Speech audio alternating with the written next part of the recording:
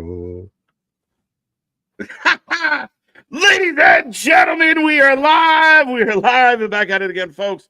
It's a Feel Good Friday. We got WWE Smackdown and AEW Rampage on tap tonight. It's going to be a fun one. We got lots to talk about, lots to get into. The Go Home Show for Bad Blood and so much more. So get in that chat, click all the buttons, be a part of the fun, be a part of the family, and welcome to the Wrestling for Life Network. Let's go!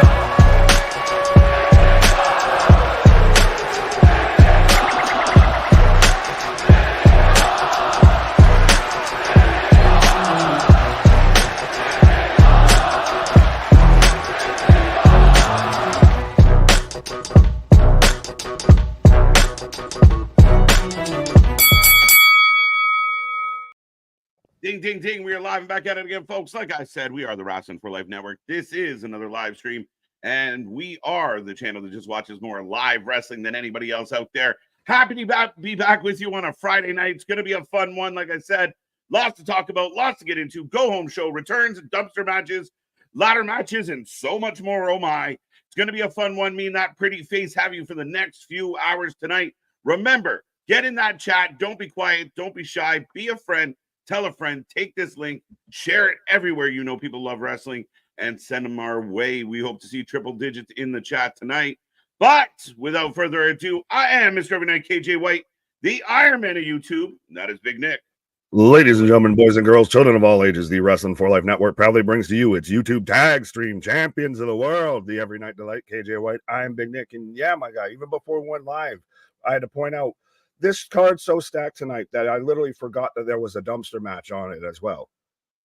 Yeah, like, I mean, there's so much going on. I mean, the dumpster match is so funny because it's, you know, a nice mid-card women's match outside of the main event picture, but it's been fun. Chelsea's great. Mia Yim, Mission getting some additional love, so I got no problems with that. But yeah, we're getting a dumpster match, so that will be intriguing unto itself. The ladder match for the tag titles should be insane. Lots to get into with that one. And then, of course, the return of AJ Styles. Tiffany's going to take on Naomi. This is an ever-evolving story of what happens with Naomi. Right. Well, does she turn heel? Did you see Dave LaGreca from Busted Open out there interviewing Tiffany and Nia and very much hinting towards Tiffany of now might be a time to cash in? Yeah. But yeah, this whole story amongst these four women is kind of ever evolving, ever changing. Does Naomi kind of turn heel? Is she sick of playing second fiddle to Bayley? And when's Tiffany gonna, rise up against, Nia Jackson, cash in that Money in the Bank briefcase? Yeah, and it's funny because and we talked about this last night where I think you and I agreed on the idea that it might just be a little too soon. Like she hasn't felt overly, under the whip of Nia Jax quite yet. Though we see telltale signs of it, I don't know if we've completely gone the full direction and established that story already. Well, yeah, 100%. There's still very much, you just saw her get goozled last week. We need a few more goozlings, before we really are going to feel like Tiffany's like a justified baby face. Right now, she kind of just feel like the flavor of the week a little bit. But I think if Naomi goes under Tiffany here, could this start to lead to she turns heel? I'm sick of always catching L's out here. Bayley passed me up for this opportunity. Anthony likes to point out she's been back, I would think, around 9 months or so. Yeah. And then she's really hasn't sniffed too much of a title. So she might be getting sick of this and might need to go heel.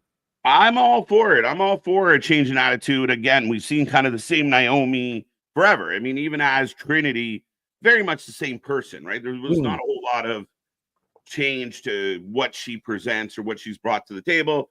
We all feel the glow. It's great. No knock on her, but maybe it would freshen it up. Maybe it would be something new, something different.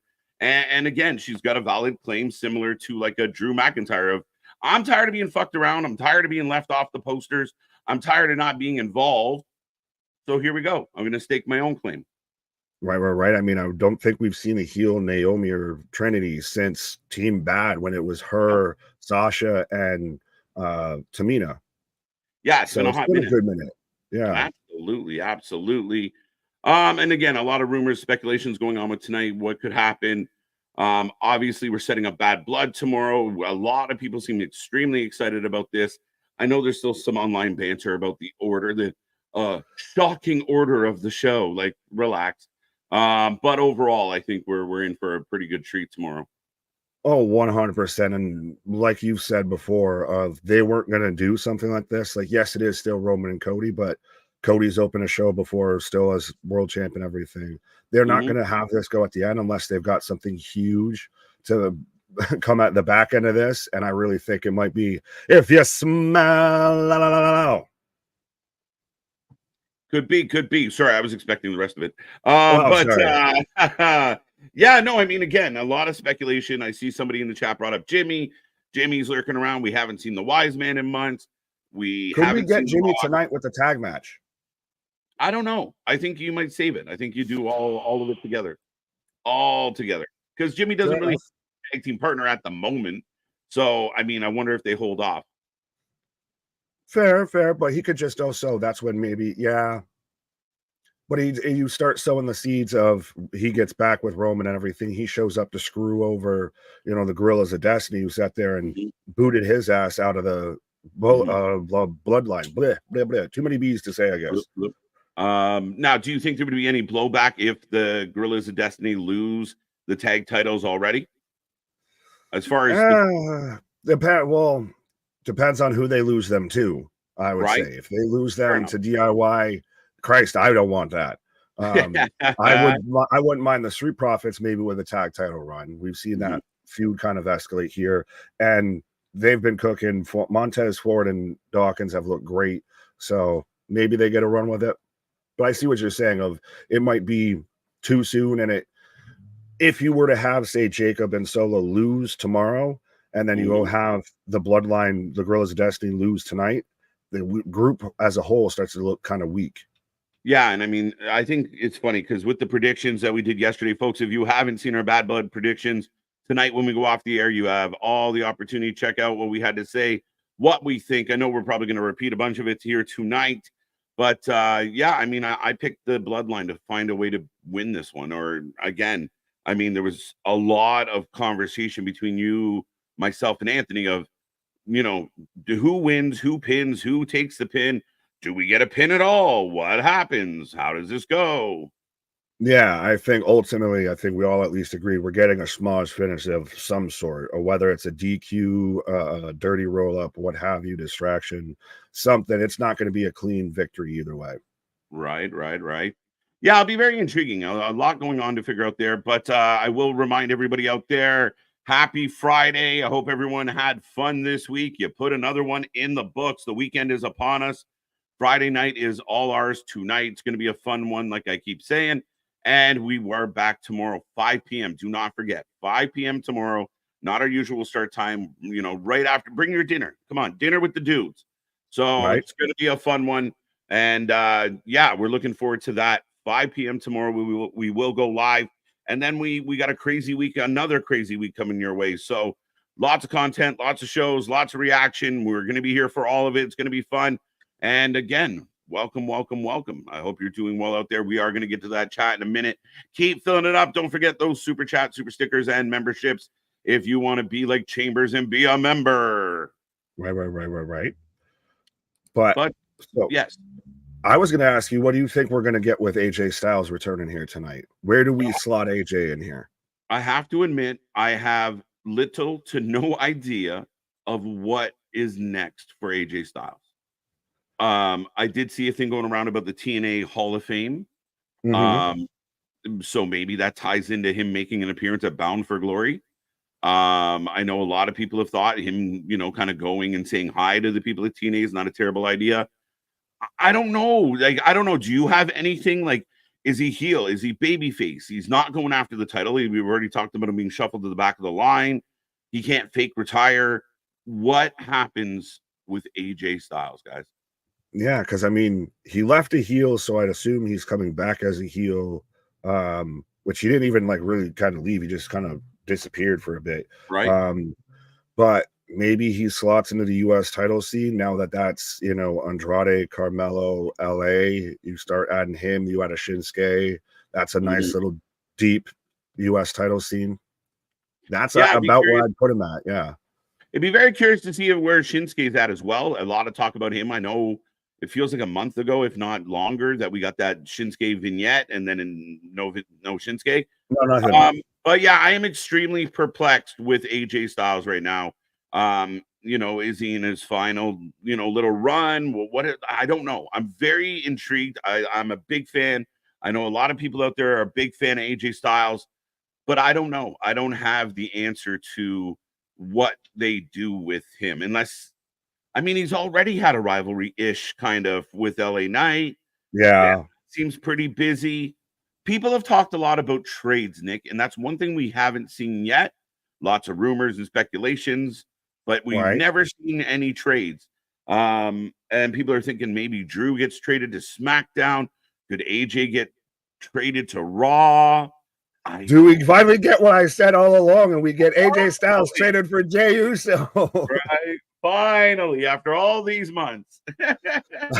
Even a blind squirrel might find a nut every now and then. Better late than never, I always say. Could he be also, I was thinking of this as you were talking too, could he be the first leg of the retirement tour?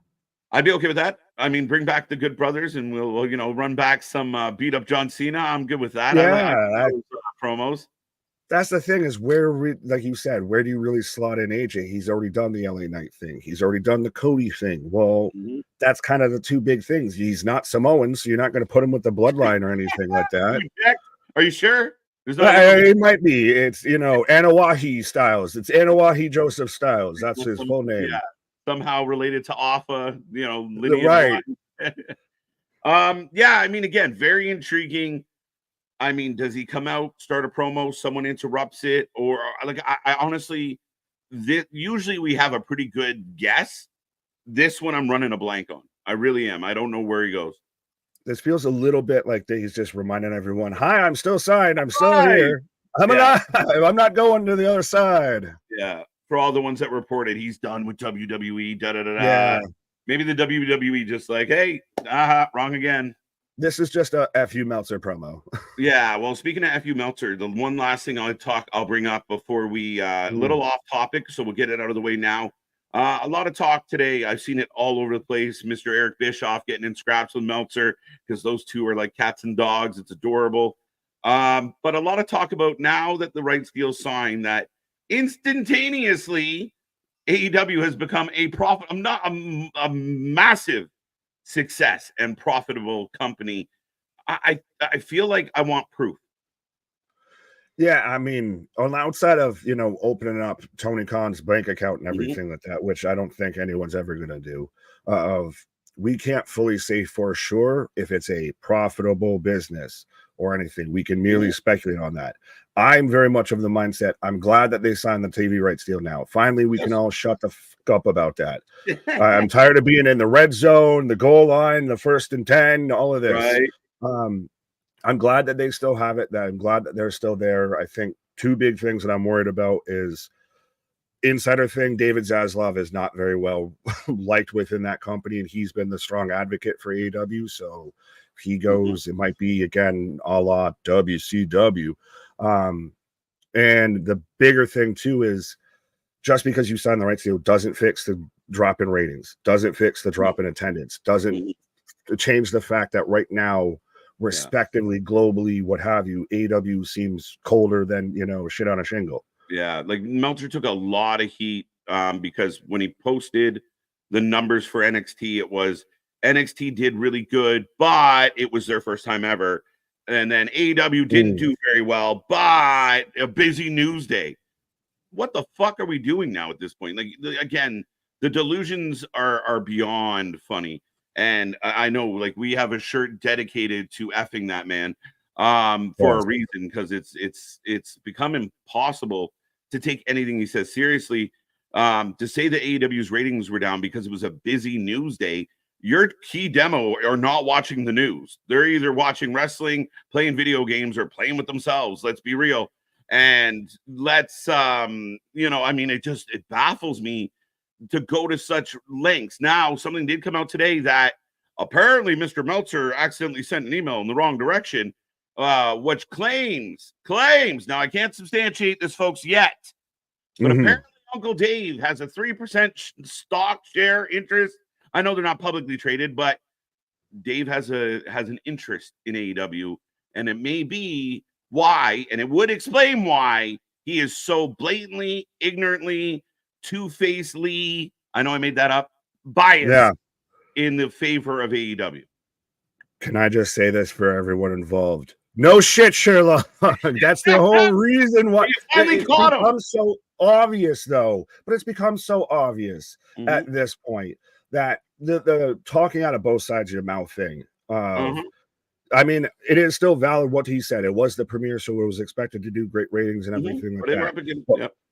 When you're mentioning the baseball playoffs and the overrun that Tony did intentionally and initially, like of his own tuition, not because he was forced to do it, hurt their ratings. You can't excuse that and then diminish, poo-poo the other side here. It's become so obvious where his loyalties lay that you can't take anything he says as credible anymore. Yeah, and that's why we urge people to tune into the Wrestling for Life Network. We are unbiased, painfully unbiased at times. Right. But again, I mean, if you're going to say, well, the playoffs were on and there was a busy news day, well, the fucking NXT was up against playoffs and the VP debate and all these other reasons. It was sunny out. Somebody, laid out a big fart that a massive group of people wanted to smell. Like, there's a 9,000 reasons. Again, I will remind everybody, if you're a fan of something, you see it. You don't have, I'm going to watch the potential VPs argue. You don't give a fuck because you're a wrestling fan. Now we're talking about casual fans. But again, at the end of the day, Meltzer getting a kickback makes a lot of sense. Warner Brothers Discovery getting a kickback makes a lot of sense. And again, this whole idea that all of a sudden, bang, they're profitable. Again, it's not just the fact that you had money coming in. You already had money coming in from that source. Now, if it increases, great. But what are your expenses? And that's what we can't ignore. Like, oh, they're making all this money. No, he still spends $150,000 per fucking play of Final Countdown. Right. Well, and even then, still, you still have to address the decline in ratings, the decline in attendance, the decline in ticket sales and everything. That the company as a whole right now is, like you were saying, if not perceived well, be it to the casual fan. That's why Meltzer's having to sit there and make excuses of why they're watching, the baseball playoffs and everything, because AEW is not drawing in the casual viewer. It keeps drawing in its usual consistent viewers, which are getting fewer and fewer at this point. That's a problem. That's the thing, is just because you signed the TV rights deal, which is still, again, kudos. Glad you did it. We knew you were going to do it. Finally, we can all move on from it. But now you have other things you need to fix. You didn't patch up the whole boat. You just plugged a hole. Right. No, and I agree with that. And it's so funny to see the fans like shit all over Eric Bischoff. And I'm like, guys, you're defending Dave fucking Meltzer. Nobody, no matter what side of the fucking tribe you're on, should defend Dave. The fact that people out there defend Dave in any way, shape, or form, it's fucking embarrassing. But on a more positive news, and speaking of defenders of the channel, let's say hello to the people. Nick is Isaac Delgado, first one in the chat, saying good morning. He was here bright and early, so welcome. Hopefully you're still here. Rocco, welcome back. I hope they don't do Rock versus Cody and Saudi. Why not? I think they are. Well, I think they are 100%. And he says that's a Mania build. No, I think Dwayne might be a little tied up with one cousin come WrestleMania time. Yeah, the Rock versus Cody to me is not a Mania match. I mean, it could be. If it was, it wouldn't be terrible. But I think there's other things at play here. And because of the Rock and where he is at his career, I don't really want him to be the guy going into the Mania main event. You know what I mean? Yeah, especially. Well, the only time it works to me is still with Roman Reigns. The Rock versus Cody is a WrestleMania main event if Roman Reigns ceases to be or something. Or he's the one that retires John Cena, whatever the hell we do with that. But absolutely, outside of that, it's got to be Rock versus Roman. Cody, what he does, I have no idea when it comes to Mania. Go ahead. Sorry, I didn't mean to interrupt there, but I'd rather see like Cody Randy, Cody KO. Well, I know we saw KO already, but Cody, Right. Randy is the one that I think I'm chomping at the bit for more than anything else. But yeah, I do think that The Rock versus Cody will happen before Cody and Roman ever get near each other again, and before Rock and Roman take on each other.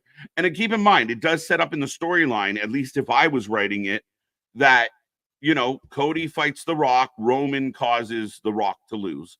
And that just adds to the lore. And of course, the current champ should beat the old school guy. Right. And we still don't know if Dwayne's going to put his People's Championship on the line or anything like that. Ooh. Will he come back with That's it? a very Saudi belt. That's a very Saudi belt to Very defend. Saudi belt. Whoa, Kevin, Christ. Braun Strowman's still the greatest Royal Rumble champion. Still. Good to see you, Kevin. Damien, welcome back. Looking forward to the main event. I'm assuming it's the main event. I could be wrong. Wrestling Crowd's back with us. Odds, welcome. Rocco. I think Punk goes after Gunther, and either Drew goes after the IC belt or gets traded to SmackDown. I mean, I picked Drew to win. I think Drew might go after Gunther, but I know that's heel on heel action, so I don't know how that works out.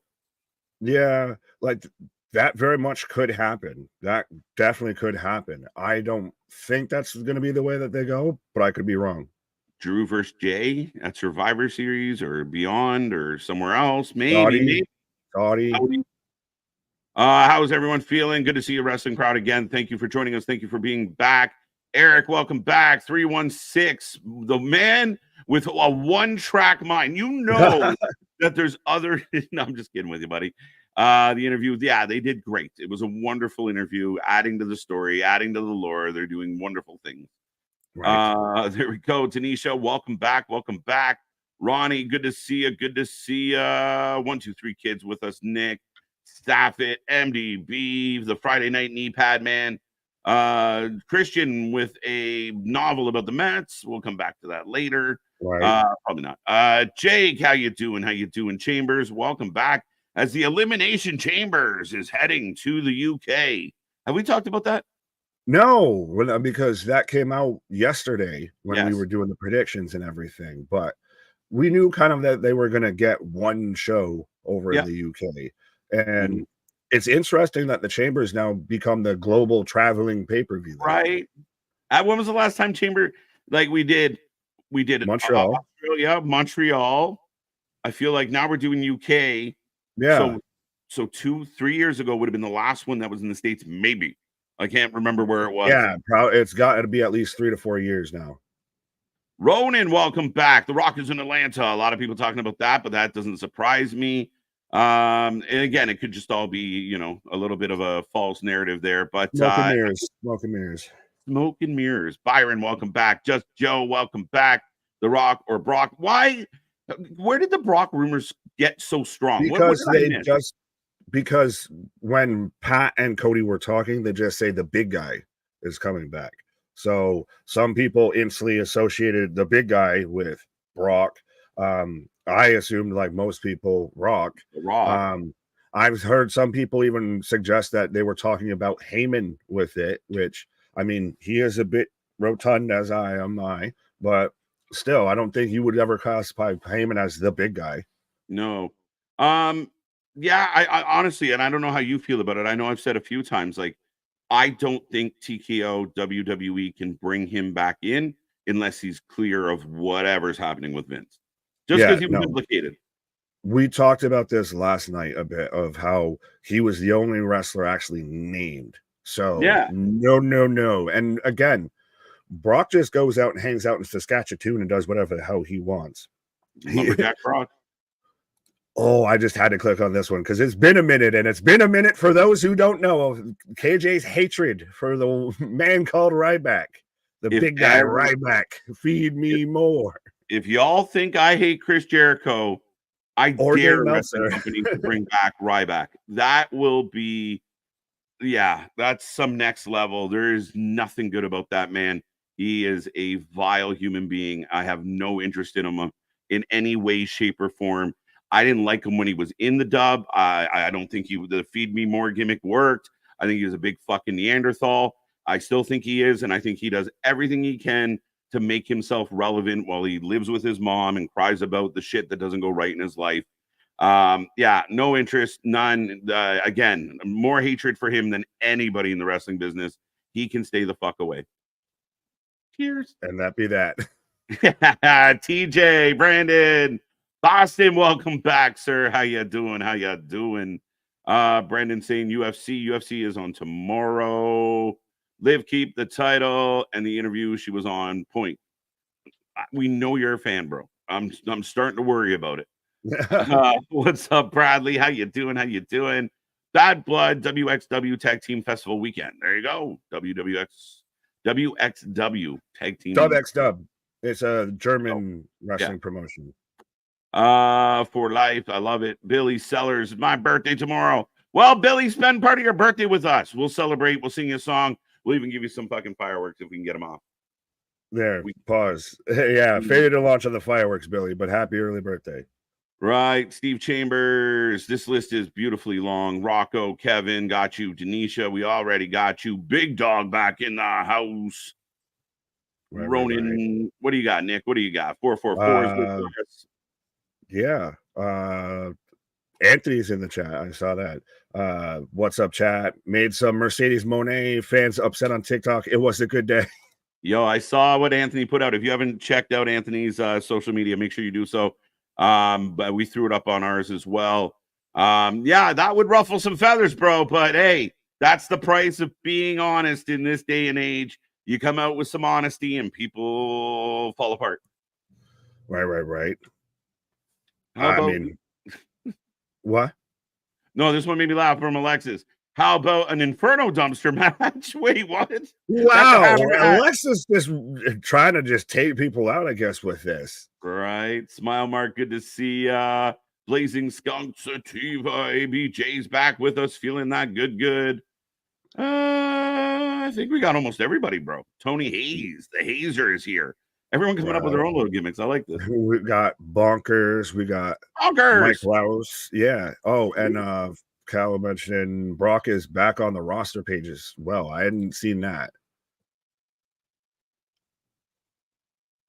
No, I mean, again, that's what kind of I saw that story going around, which is odd, but I don't know what it means. And again, maybe they know more than we do. Maybe they feel secure enough that they can book Brock and there will be no blowback.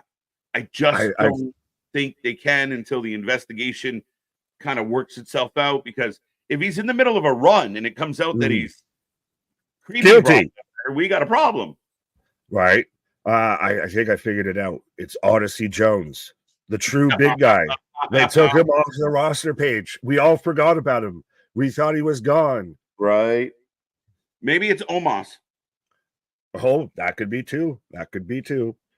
Well, and we've got 2 minutes, so I'll try and get this out real quick. Of Polo, what up? Rocks in Atlanta for high school football game at the school that was shot a few weeks ago. T's and P's. That ended on a sour note. But how do you feel about MVP Shelton Benjamin, now all official, allegedly Bobby's officially signed as well, all with AEW?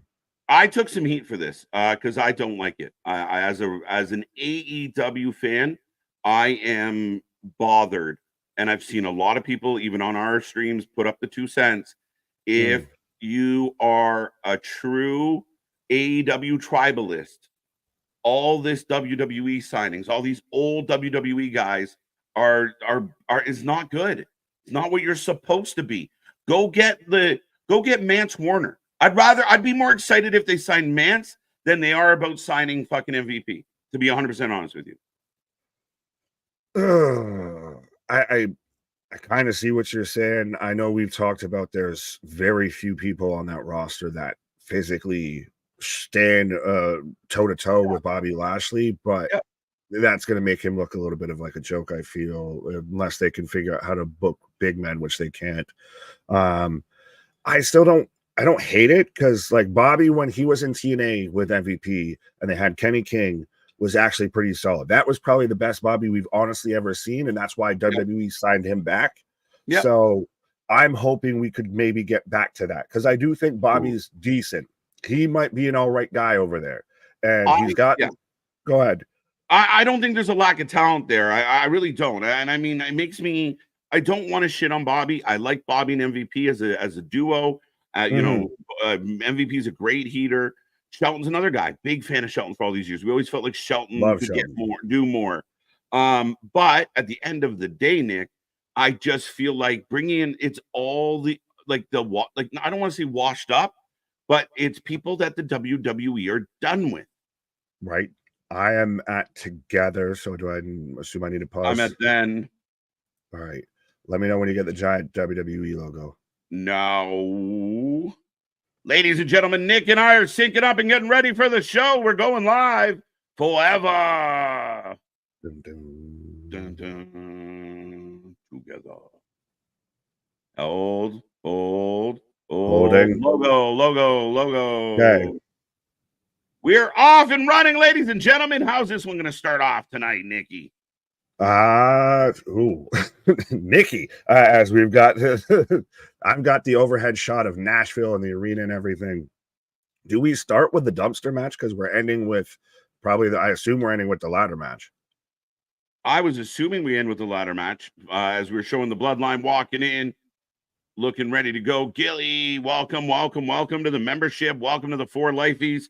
And in a few weeks from now, we will have a members only stream going up. Be there for that as well. And if you're not a member, join us. Those ones are fun where we just talk about anything and everything. Right. You get to ask us anything. We talk about anything beyond even just the wrestling. I've got the Profits coming out. Profits. Is it weird that BFAB's still hanging around with them? I was just about to say, good on BFAB. She's still the only surviving member that's on the main roster of Hit Row. I mean, we've still got Ashante down in NXT, but multi-platinum Jelly Roll. Nope. Wait, who? Birdie?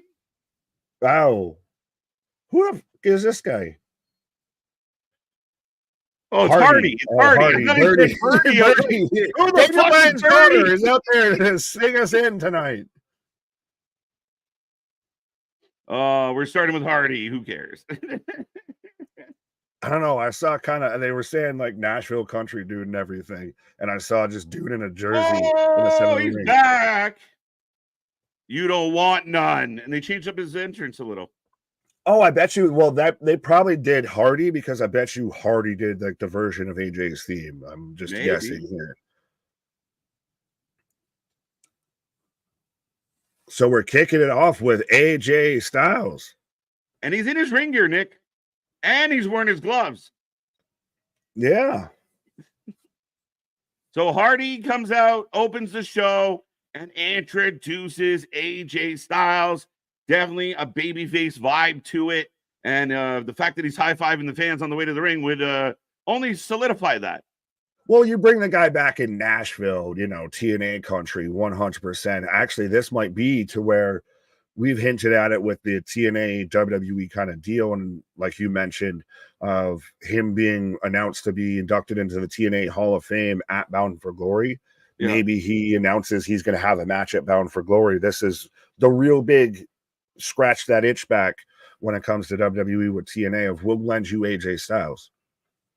Yeah, I think so. I think that's a great opportunity. Even if he has something going on in the dub, there is something for him to do there. I mean, his heritage, his lineage there.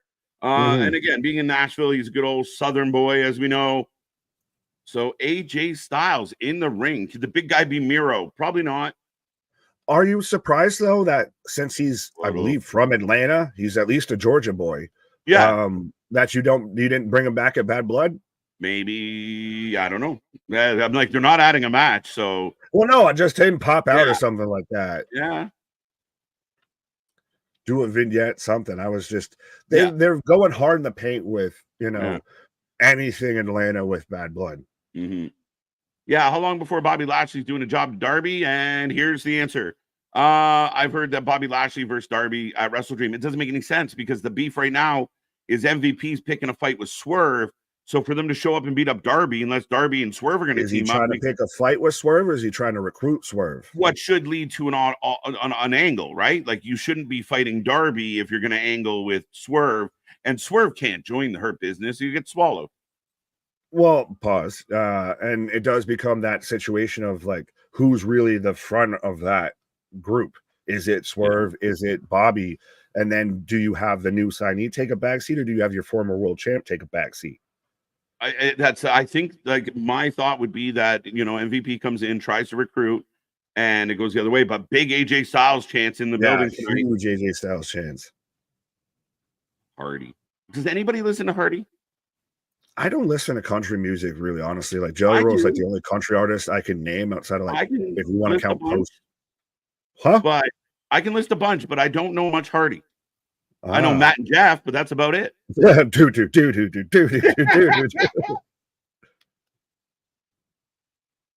Richard just trying to get your blood boiling again with mentioning Ryback.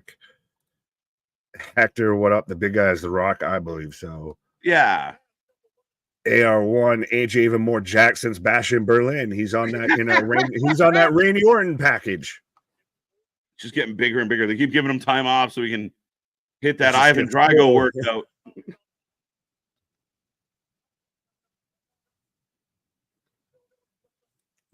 Rebuilding the legacy of AJ Styles tonight. I like it. He's coming back. I feel babyface. Swerve's going to be in. I don't like the idea of Swerve joining the Hurt Locker, but we'll save that for a commercial, Gilly. I think it's silly, and again, Bobby then has to take orders from Swerve.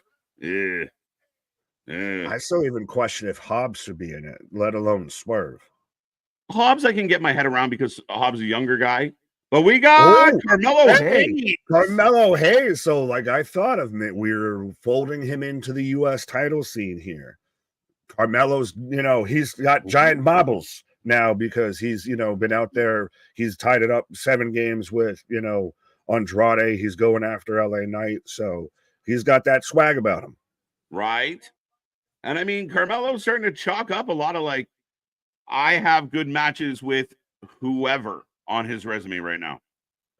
Yeah. And I think he's a guy that can, especially now, new call up, newer, younger guy on the main roster. He can do with an L or two to AJ Styles.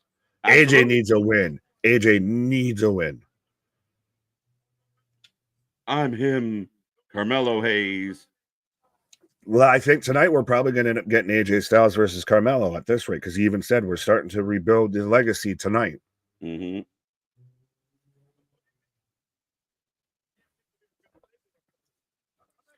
I do like how well Carmelo's transitioned to the main roster from NXT.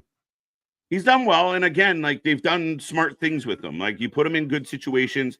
I know sometimes people look at the wins and losses with a microscope and forget that it's kayfabe and that you can take an L and be okay. Right. You know, you don't fall to the basement of the league with a couple losses. And they've done, like you saw what they've done with him over the last couple months with Andrade. It's built up his stock. Win or lose, people are buying in like, oh, when this guy comes out, we're going to watch what he does. This is going to be a good one. No matter who he fights.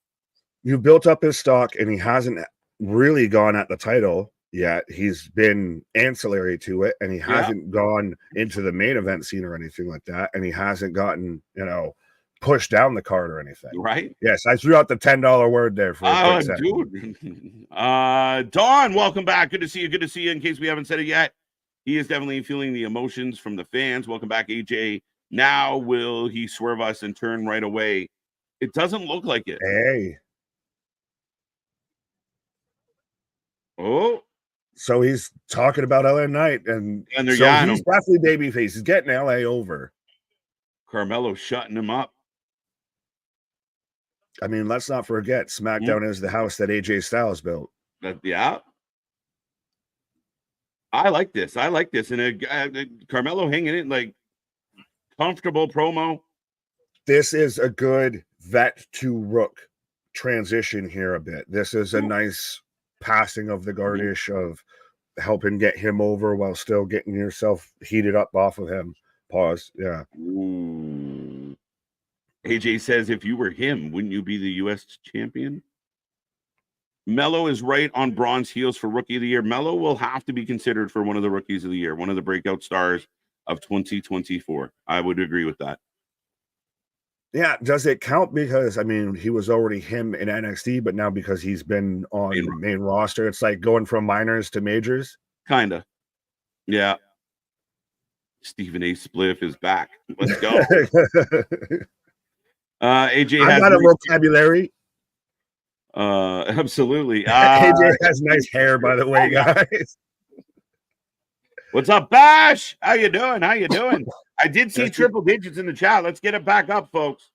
Right? Let's Just go. because we grow hair here instead of here doesn't mean that, we don't have good hair either. Pause. I felt like that just needed a pause. Oh. Carmelo gives him the nod. We got more company. LA Knight. Yeah. Fatal four-way? LA on commentary. Maybe. The Rocketeer is here, folks. Is he the Rocketeer? Is he Star-Lord? I've always thought he's Star-Lord. Star-Lord's a good one. Star-Lord, yeah, fits. I went a little older with my reference. Yeah, I think only me, you, and anyone that needs ibuprofen right now got that. Yeah, sorry, timeout. Sorry, of course people will defend the fact that there's no story. They just made the fucking story. Watch the show. They just real made at this it. point. I think real at this point is literally that's just a troll comment. That's literally just to get a rise. It has to be because they literally like AJ just came back. AJ literally just came back. Carmelo a heel comes out and rises AJ. That's the beginning. Page 1. That'd be like if if Bobby debuts on AW and attacks Swerve, and of course they're cheering for. Well, of course, there's no story here. It just fucking started. Oh, this man's hating on the opening credits.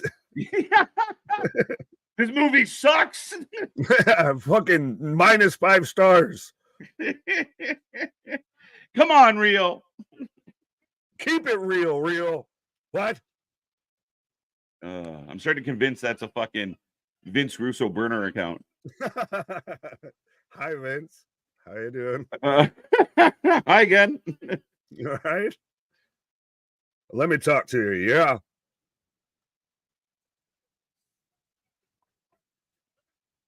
Oh, we're gonna get stomped out right here tonight. Oh, the only question is there's 2 options. LA Knight's over as shit, Anthony.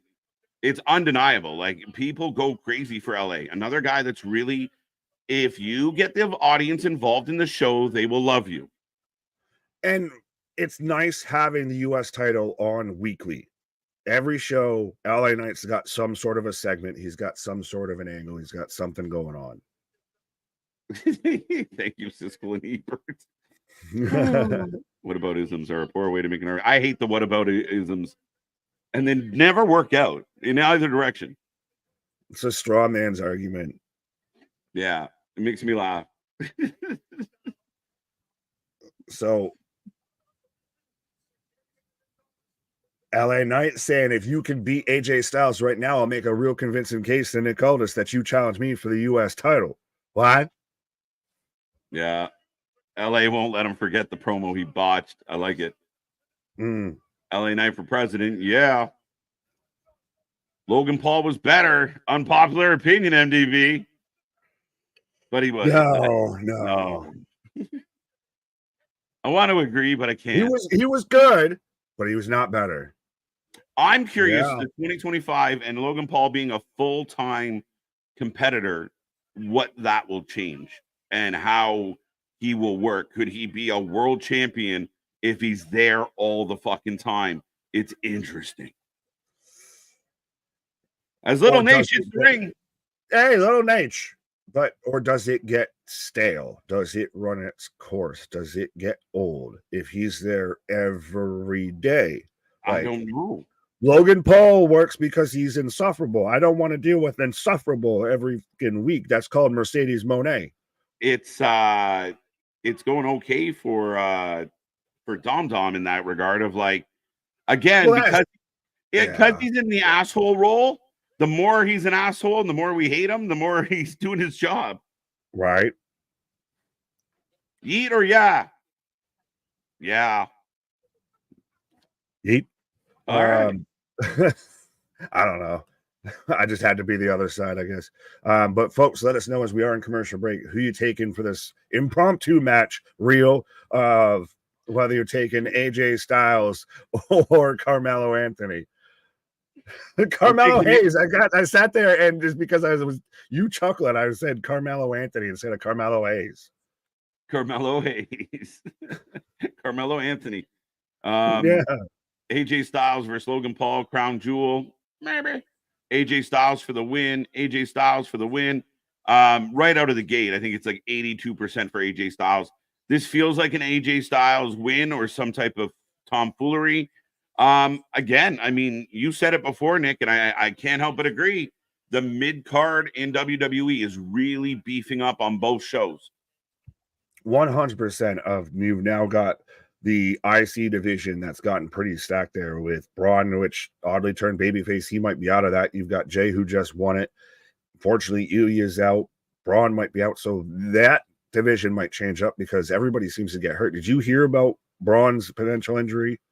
Yes. Might have torn his groin in the Braun Strowman might have torn his groin. Oh, yes, allegedly, yes. According to Alvarez, the stooge, the Igor to Dr. Dave's Frankenstein.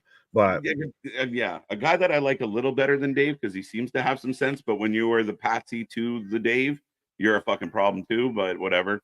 AJ's. Sorry, wait. There was a question in there, and I got stuck on the Meltzer rant. I was talking about what was the question? I was saying about Braun's injury and everything, and how that division might now have to kind of change up because Braun looks like he's going after Gunther. Bronson looks like he's going after Seth. Ilya and Braun Strowman might be injured, so it's now who's going to take on Jey Uso. But meanwhile, SmackDown's building their division. Yeah, and I mean, I still think there's enough talent in there, and I mean, I don't know. And again, this could be just Alvarez talking out of his ass. Maybe Braun barely got through. If it wasn't for Seth, would Braun have won that match? So again, maybe he tweaked his groin. He's a big dude, and he did a lot of physical things that night. He'll be back. I mean, again, it is what it is, but I still think there's enough depth there that they'll be fine overall with that division. I love what's happening with Bronson Reed. Right. Yeah, I mean, it'll be very curious. Frank brings up a good point. As I do see, we're at 102. I think we're up over that before. Yeah. So let's see if we can keep this growing, folks. We're just past the first 15 minutes of SmackDown. Let's see if we can get to like 120, 130, 140 before the end of this year. Let's go, folks. Frank bringing up, Dom doesn't do long promos. That's why he's tolerable, because he can't do long promos because the crowd boos him so much he can't say more than 3 words. And he's not tolerable. Who said he's tolerable? He's over. We got cars and sirens. What do we have here?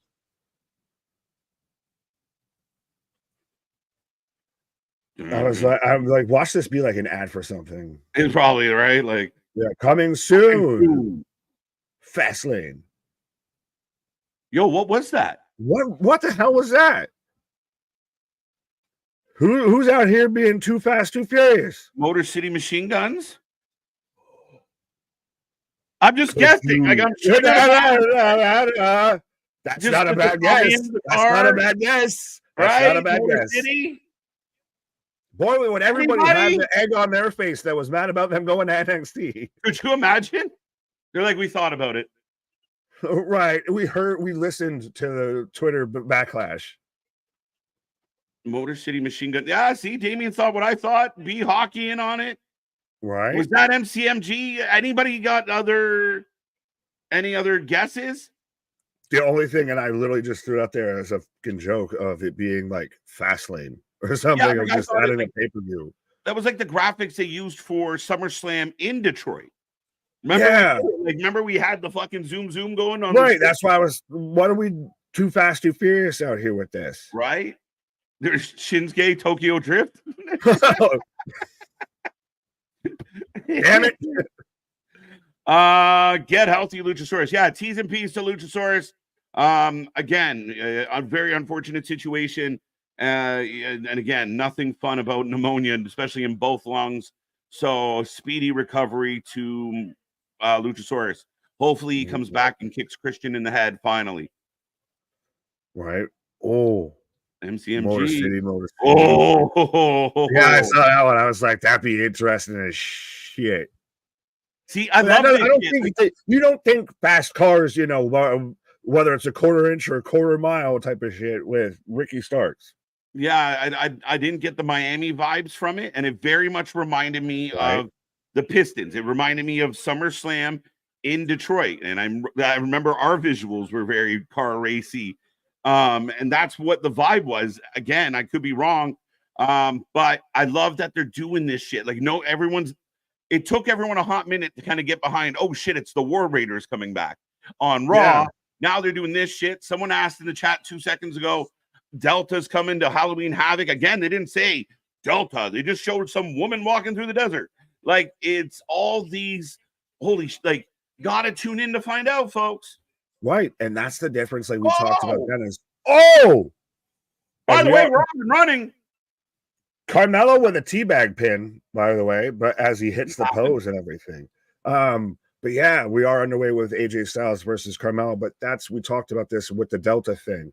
As Byron's saying, it could be the over limit pay-per-view. That'd be but they don't usually tease a pay-per-view like that. Like, you got to remember, like, they just announced, Nick, that, Elimination Chamber is going to the UK. They didn't do a teaser video for it, press release.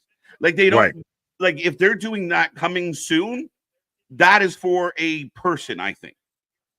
Not 100%. Well, that's what I was even talking about, of the whole argument about, well, where's the just Google it crowd and everything now with that, to be real about it, pun intended, of that.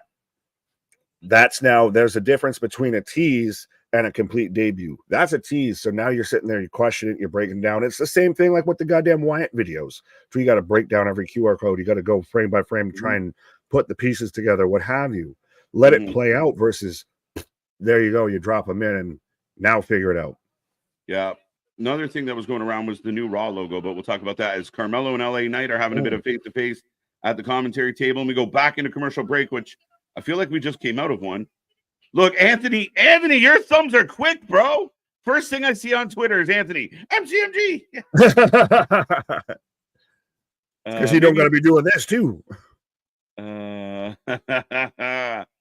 I feel like that was an MCMG tease. But again, this is why we don't believe the dirt sheets. This is why you tune into us, because we won't tell you shit that we don't know until we know. MCMG is interesting, man. 100% of, if that really was what we all kind of perceive it to be, that's a hell of a shot. That's a hell of a coup. And I saw somebody mentioning it, and I wish I could give them credit because the comments are coming in fast, but they mentioned the idea of them pairing with AJ Styles as a new faction. As we've got the Good Brothers just hanging out down in NXT. You just stay down there, you do your thing, you be with Mission, and you get, the TNA reunion, Motor City Machine Guns and AJ Styles. Interesting.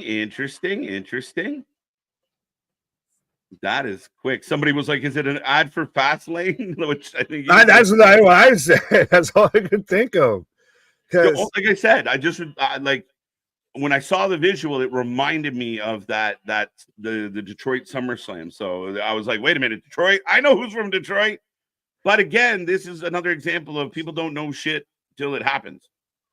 That is crazy. 100%. Yeah, and it's still like, I really like what they did with Delta with that video package. When they were that was on CW, right? Yeah. And then even like we've talked about it, we've now had it 2 weeks in a row on Monday Night Raw, to where we initially thought it was the Lucha Bros, and then the story broke of AEW's adding injury time to a contract, and everybody then became a master in fucking ruins language and fucking old Viking Norse mythology all of a sudden, and pointed out that it spells war, and we know for a fact that Triple H was heavy and high on the War Raiders, Viking experience and everything when they were in NXT, even when they signed them, and then Vince just lost the plot.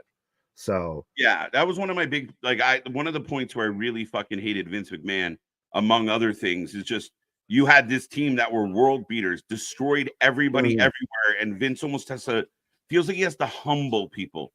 And remember, they went all the way to, I think it was England or Australia. They went somewhere to get beat up in the aisleway. They got beat up before the match even started. Yeah. You're like, we'll what the fly fuck? you to like Australia so you can get your ass beat before the match even starts, and you look like chicken shit, so the match won't even happen. Do you think Roman will turn heel on Cody? No. No. No, their story will not. Their story. I don't believe this, Nick. I don't think like a lot of people have jumped on like on the internet and stuff. Oh, Roman's getting his belt back ASAP. No. You could do all the way to Roman versus Rock at Mania and have that main event night 2 of WrestleMania and not need a title for it. Yeah, 100%. And it shouldn't be for the title because that's personal. It's family. It's blood. It's a different thing. And again, I don't think he. I kind of feel like he's got to be back at the head of the table if he's going to be the head of the company. Right. It's watch. I'll talk about as we're back in action with AJ and Carmelo going at it as AJ right now trading blows back and forth. It's two people. So Mario points that out.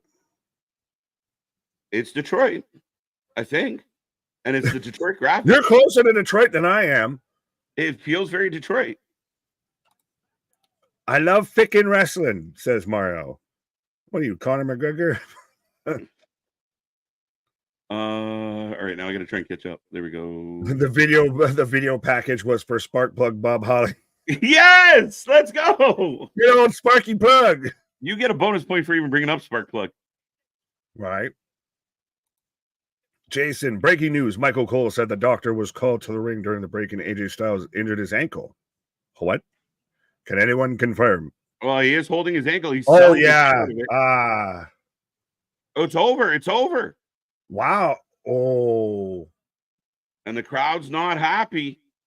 Is this real or? Yeah, is this?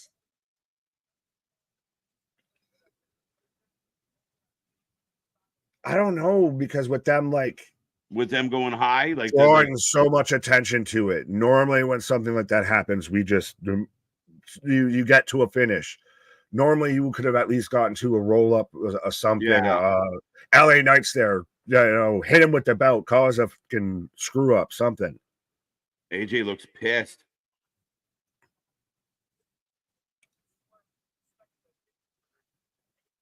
So they're showing when they thought it had happened. Oh, yeah. Okay. So he hits the moonsault or a springboard moonsault. To me, like I said, how much attention they're giving this, I don't know, but he seems pissed, bro. Like, yeah, but again, it could be BFT. That man sold that like The Rock sells a stunner. That man was doing a full handstand when he took that. The only way that could get better, folks, is if it was a BLT. Sweet. Bacon Club for life. Yeah, buddy. ACL tear. No. Ankle. Ankle's far and away from your knee. I don't know.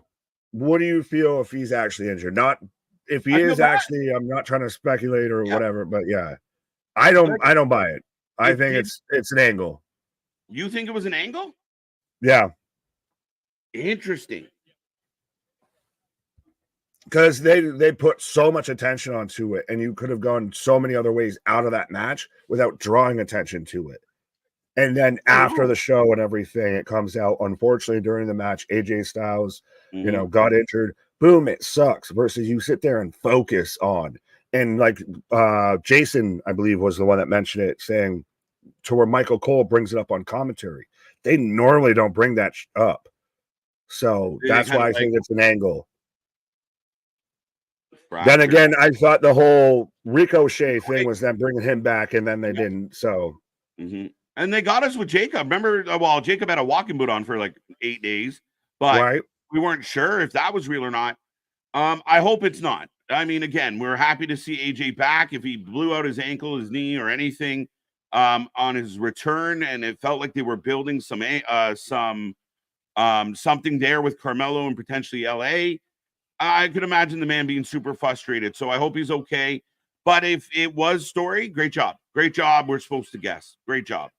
Yeah, I that's why, like I said, partially because of even the Jacob thing. Like we were literally, I remember us here of like, well, and he's fucked. It's over. Have fun, in a walking boot for the next like 6 months now and everything. Yeah.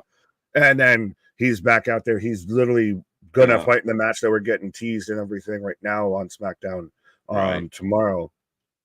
I like it. Really, Yeah. you can still go with a sprained ankle. Yeah. It's miles from your heart. That's all we know. Right. Well, I like Oh. Samantha.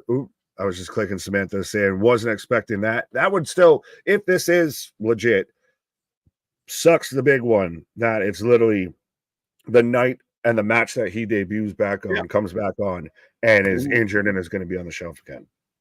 Yeah, I'm just wondering because I feel like there was something more to it. I mean, ultimately, Carmelo gets hit with the BFT, and it still looks like they're going to set up Carmelo LA Knight. So interesting, right? Oh, Well, he Ciampa. technically did get the win, so that would, if LA Knight's a man of his word. Bacon fried turkey, kayfabe says hi. Michael Cole just said Hotlanta. He's not allowed to be here tomorrow. We don't say that mess. Anthony, I need you to confront Oh shit, Michael Cole. Oh, we're getting the dumpster. Do. That's all I get. Anytime I hear a dumpster match, all I can think of is 100%. the Road Dogg, or is the New Age Outlaws versus Cactus Jack and Chainsaw Charlie, aka Terry Funk. The night that let me in. Oh, look, what's it? Oh, it's 2K. Dude, I got so happy. What?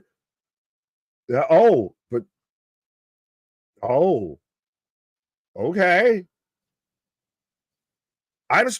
This is still super intriguing of we're getting the Fiend into 2K 2024. That's good. Still sucks that he's not here. Yo, that still gives you chills, man. Oh, yeah. Well, and they're literally stopping. October 16th, 2024, the Fiend DLC comes to WWE 2K24 hashtag not sponsored. But they went with like what we were going to get with the next iteration of the Fiend and everything with the new mask and everything. Yeah. All right, folks, it's up. But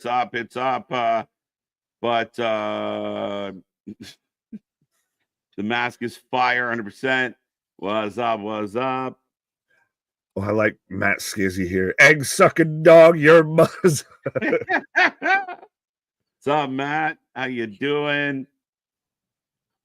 What time do you fellas start streaming tomorrow? 5 p.m. Gilly. And anytime you have a question like that, it is on the page, I promise you. But 5 p.m. tomorrow, we're here. Let's go. Grab your snacks, grab your feel good, bring your supper. We're going in. Right. Instead of brunch with the boys, we got dinner with the dudes, I guess. Dinner with the dudes. I'm a dude. She's a dude. We're all dudes. Hey. Did you see I laughed with Punk doing the interview, and I know Little Ice Cube was there, O'Shea Jr. or whatever. And O'Shea Jackson. Jackson. Whatever I don't know what the show's called. I apologize. But it made me laugh because they were talking about like him and Cody standing backstage before he went out to Survivor Series of like, look at us. Like, it made me laugh. We're doing a thing, aren't we?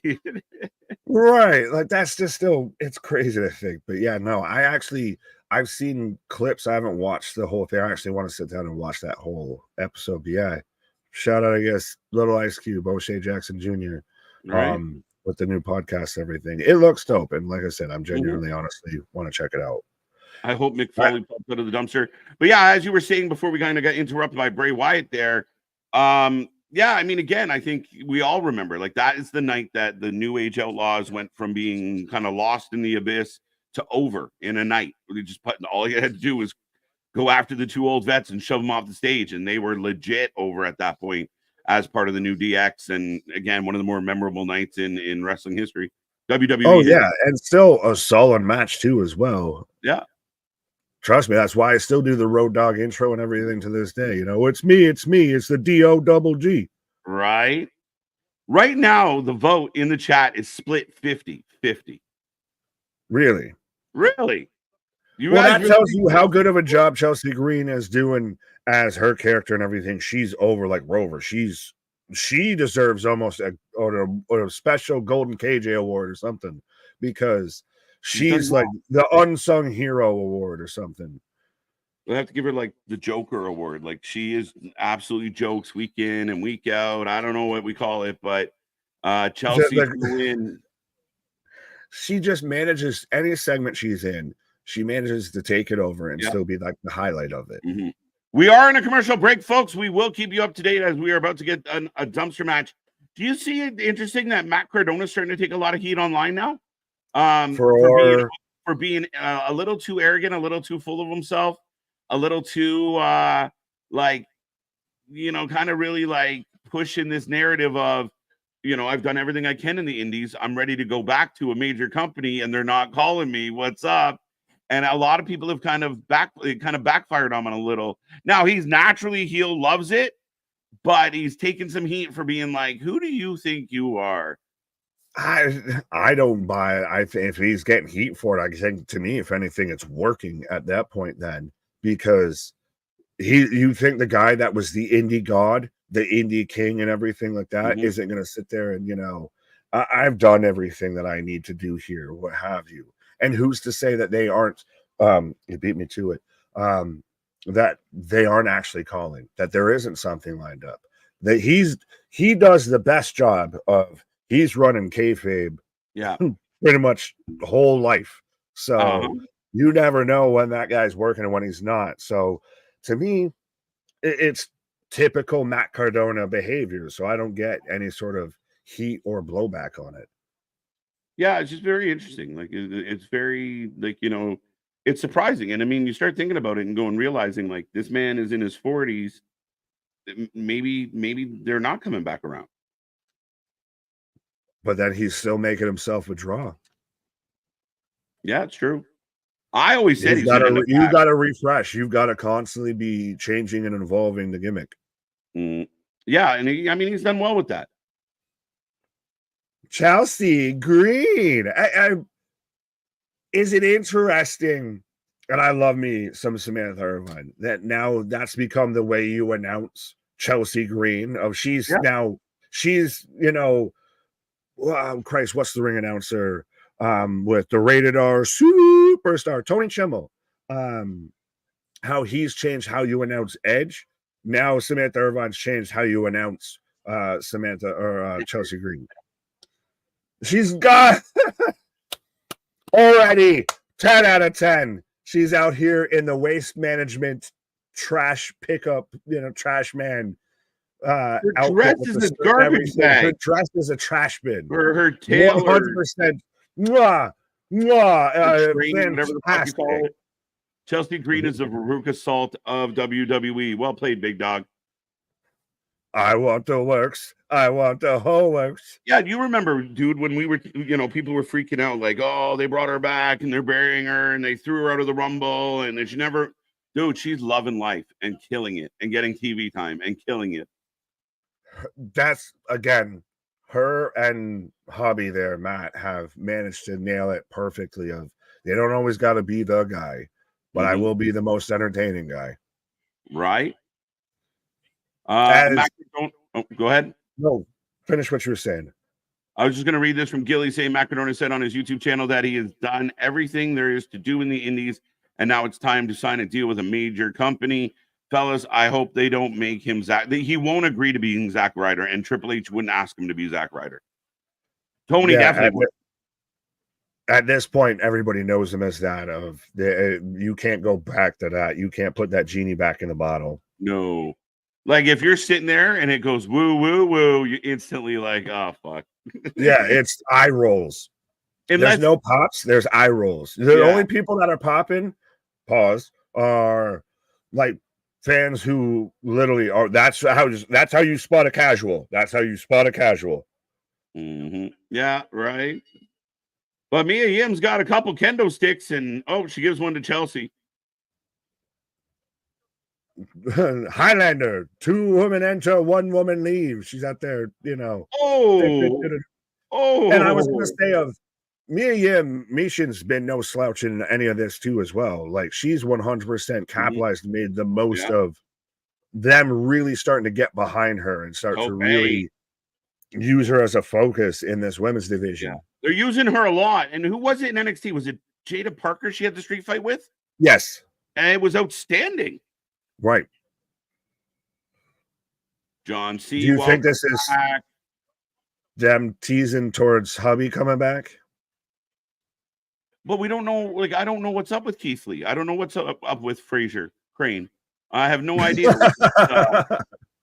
Oh, we got a table. She gets a pop. Shout out the Dudley Boys for eternally making tables over. Right. She was the star of the Women's Money in the Bank. Yeah, she did really well. And 100%. Again, one of those people that I felt like Vince never really gave any love to. The booking is so different under Triple H now. And look at like Bronson Reed, Seth, we would have never got anywhere near that with Vince. No. As Chelsea eats a cookie tray into the dome and then eats a drop kick. But Chelsea's also been that terrible victim of like the past 2 times she was there, she got injured. Like and injured quickly. True. Big kick by Chelsea. Super kick. She could be the 316. She could be. Respectfully, my guy. I love you. I appreciate you. I'm saying this because I care about you. There are other wrestlers out there besides Liv Morgan. Just saying. Trevor Lee and Bully Ray. Yeah, I saw the Bully Ray announcement. Trevor Lee got announced as well for Maple Leaf Pro. Scott D'Amore taking swings, folks.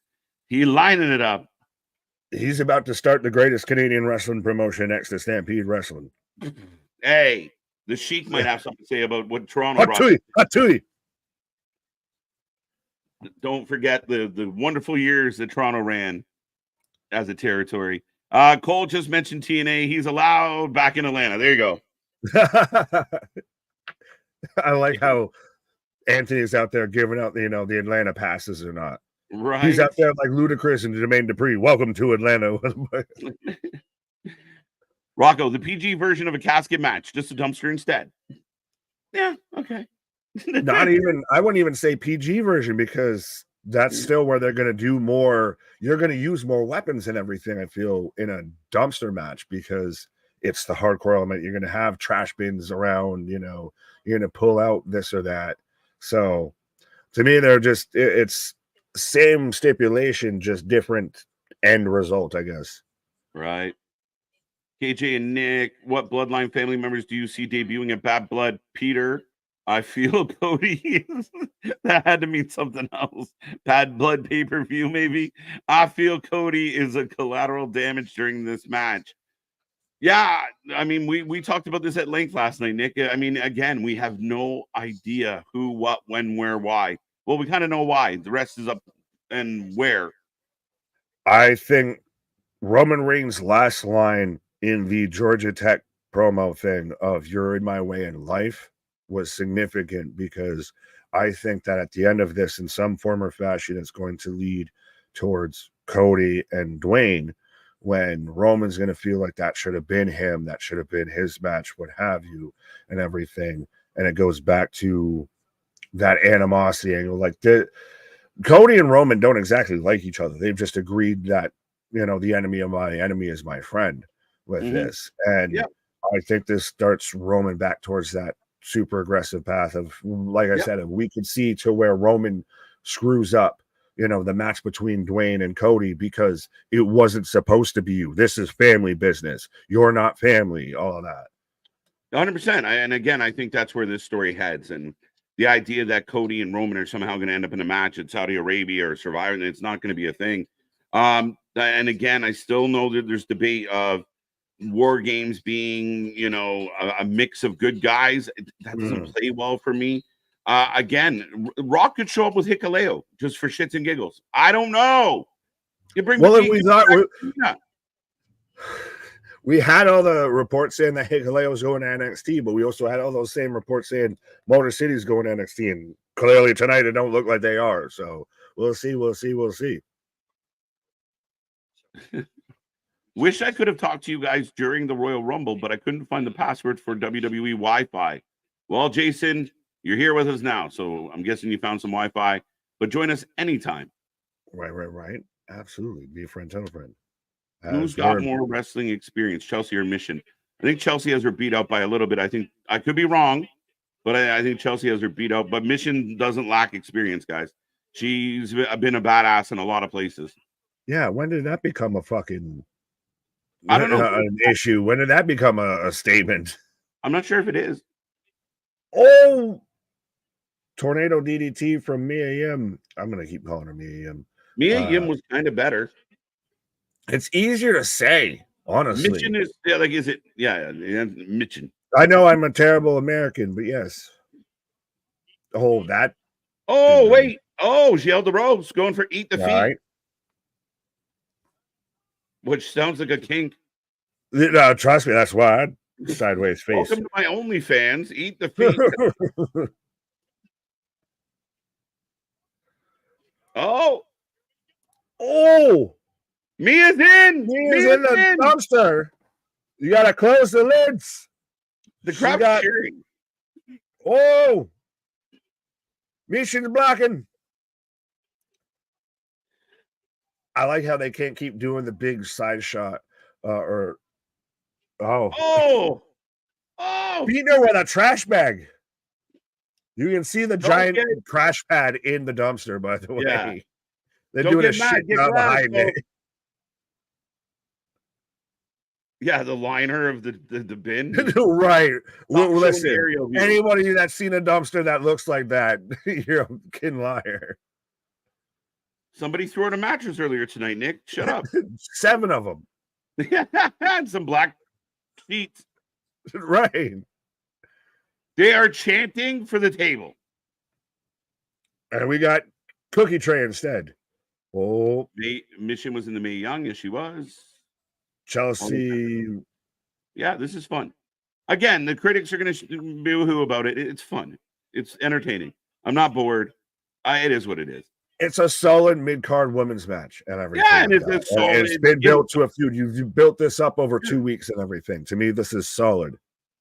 Damien, you're just making stuff up. Oh. As mentioned with the back-butted drop on a Chelsea when she's stuck inside the trash bin, and you can see like the crease where like the weld and shit is on the trash bin. I'm like, oh.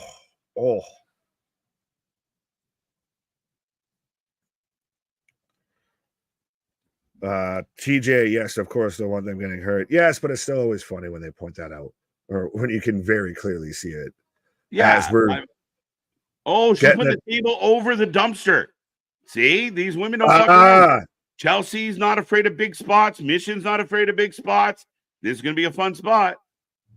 I feel like, Piper Niven. Why the cowboy hat with the Yeah, and the cowboy hat's having as much success staying on her head as Monet's wig. Yeah, why she's out here, it's called a weave. She's in Nashville and Cannonball into the dumpster. But yeah, why she's out here dressed like a sanitation worker in Texas with a fucking cowboy hat on? Like, why was that there? Well, she's doubling up. Gimmick on gimmick, hat on a hat, literally. Right.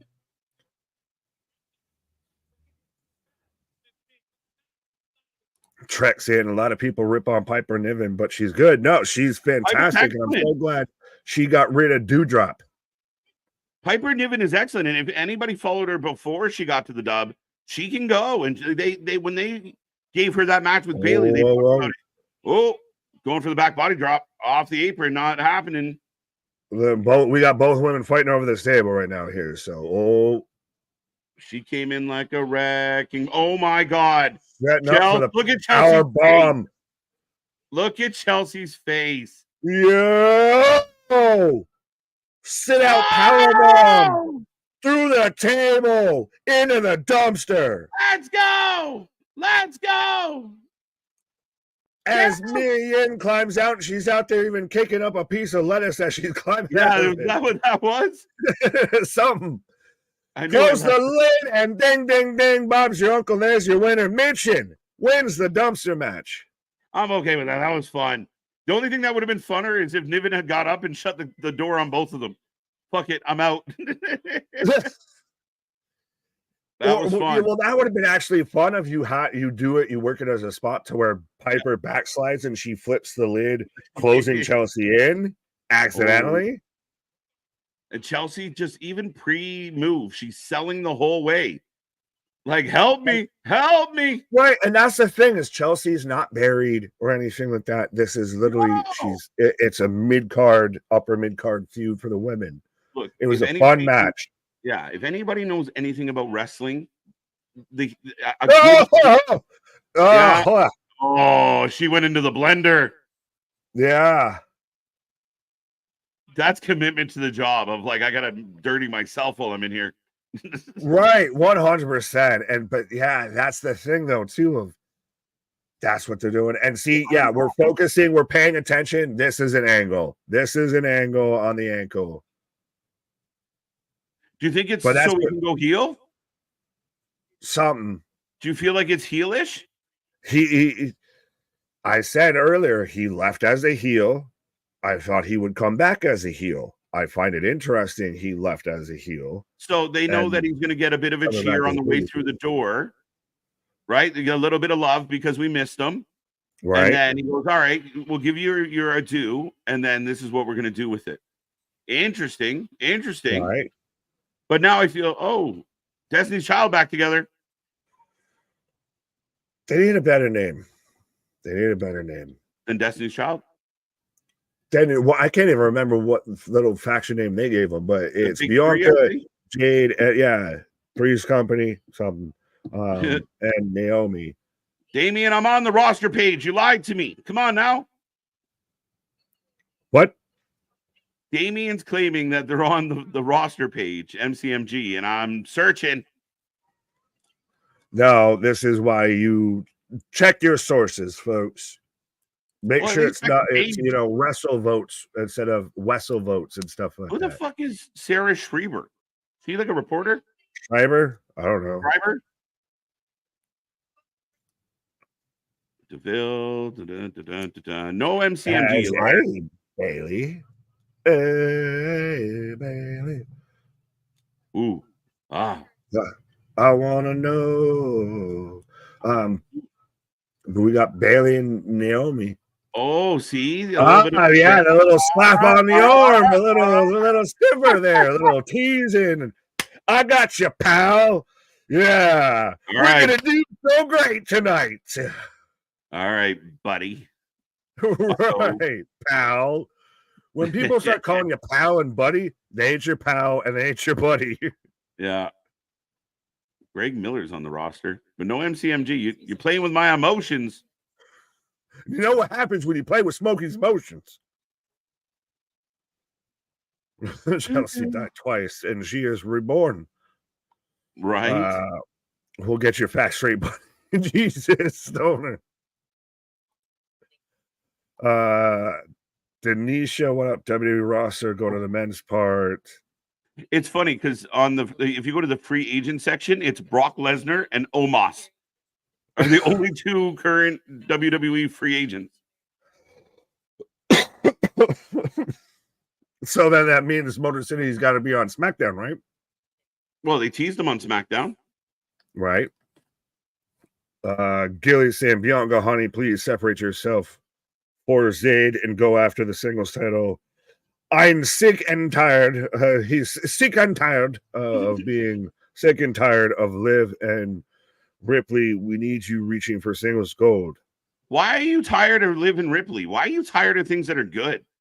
Like, what are you talking about? Like, why? Like, this story's so entertaining. I don't want to see it anymore. They did it more than once. I don't like it. That's how you get AEW booking. Go watch that shit. Jesus, tell them how you really feel, sir. But fuck, it's like, I'm so tired of it. Why? We're not done. We got more to do. It's one of the best stories that they have going right now in WWE. I don't see where there's an issue with that storyline, and especially we're going to sit there and turn around and break up, Bianca and Jade, which I thought we were going to do at one point. Yeah. Not going after that all and everything. I thought we were going to get that whole heel turn of Bianca getting sick of this, but now maybe we get that with Naomi. Why is Adam Cole on the list? Wait, what did I go into? I don't know what you're on about here. Sorry. I'm trying to verify Damien's bullshit claim. I think at this point, if you have to do this much research to try and prove it, it ain't right. It ain't it. Right? As we got 175 likes on the stream according to MDB, so 100%. Now let's see if we can get to 175 people watching right along with us here.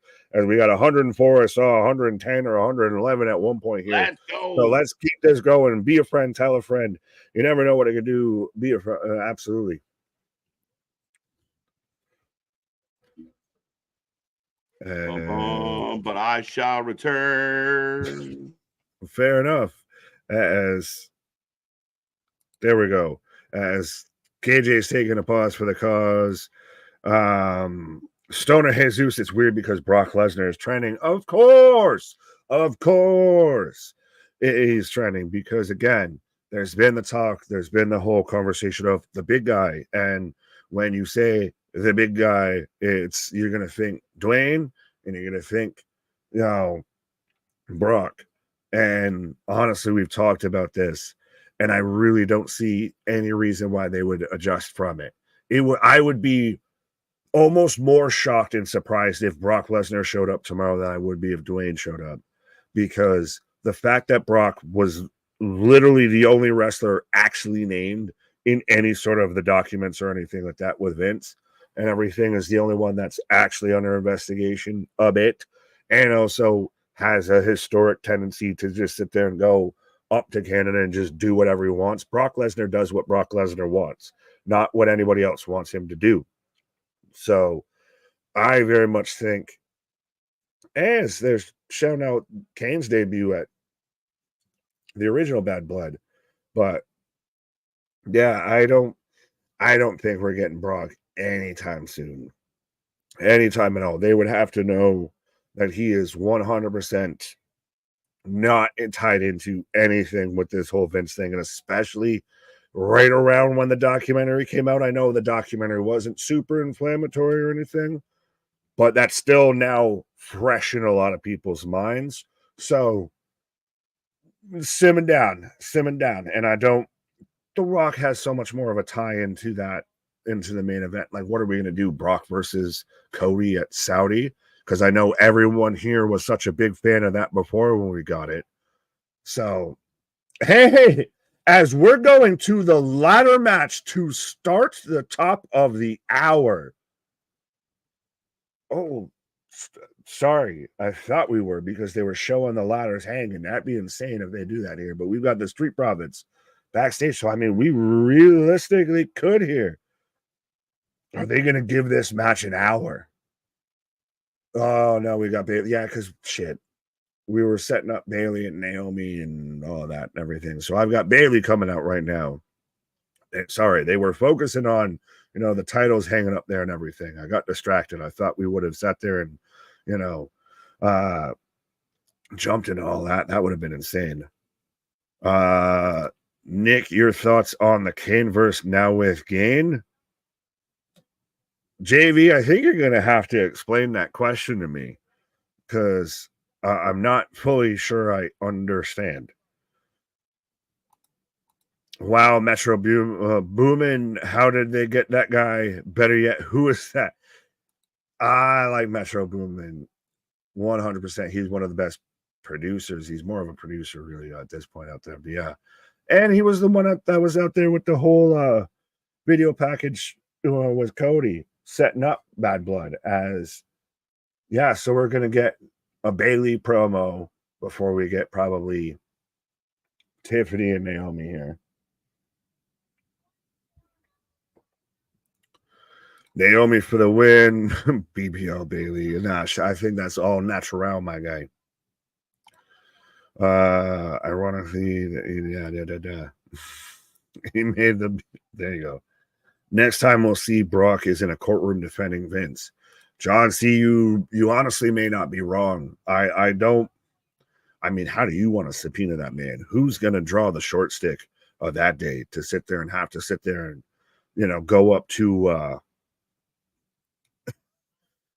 JV, I'll give you my opinion on that question. You message me that and I'll let you know on that. But I'm OG Kane as far as the character I dressed up for him as Halloween as a kid. That shows you how long I've been a wrestling fan.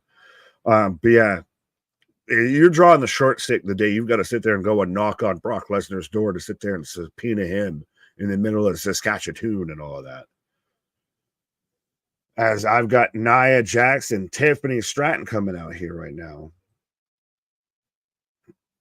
As I do think that we're going to let this play out a little bit more with Nia and Tiffany Stratton before we get her cashing in or anything, because Nia very much has made it public of she views Tiffany as her own little Barbie, and she uses her as her kind of reinforcement of, I have somebody watching my back, and hey, if I was to ever lose the title, I bet you she'd sit there and try and strong arm her to try and get the briefcase to use to get the title back. But let me know in the chat if you guys are excited for this match between Bayley and Nia Jax, and who you got for this match tomorrow night. Because we got both women right now face to face here. Yeah, MNB, trust me, 100%. That's why I'm trying to stay as focused as I can. Focus. Nia, Tiffany, and Bayley. Nah, I shouldn't have clicked that one. Damien, I think Sky Piracy found Jade Cargill, Bianca Belair, and then Bianca and Jade feud until Mania. Fair enough. Not sure where that came in, but fair enough. The guy's quiet as Nia. Everybody up. Then Nia's losing. Everybody's just, can we not honestly talk about, I get it's a lot of guys in the chat, but I mean, let's talk about the women as wrestlers, my guys. Let's act professional. Act like you've been there before.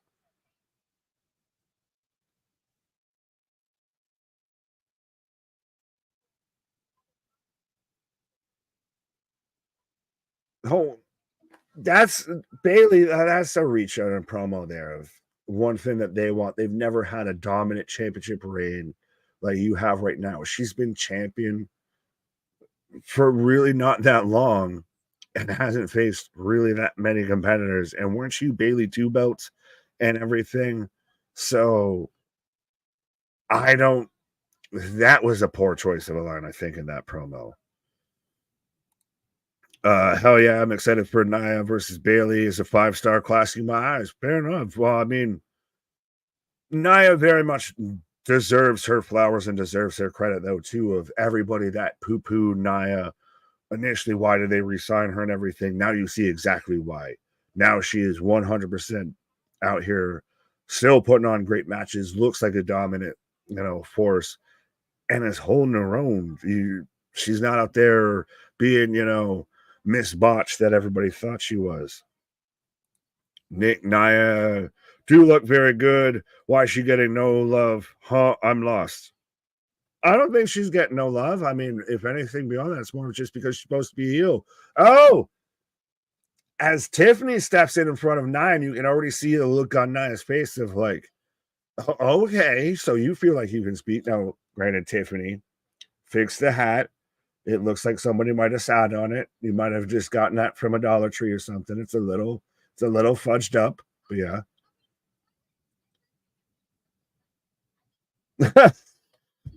So Tiffany's walking back, talking about cashing in.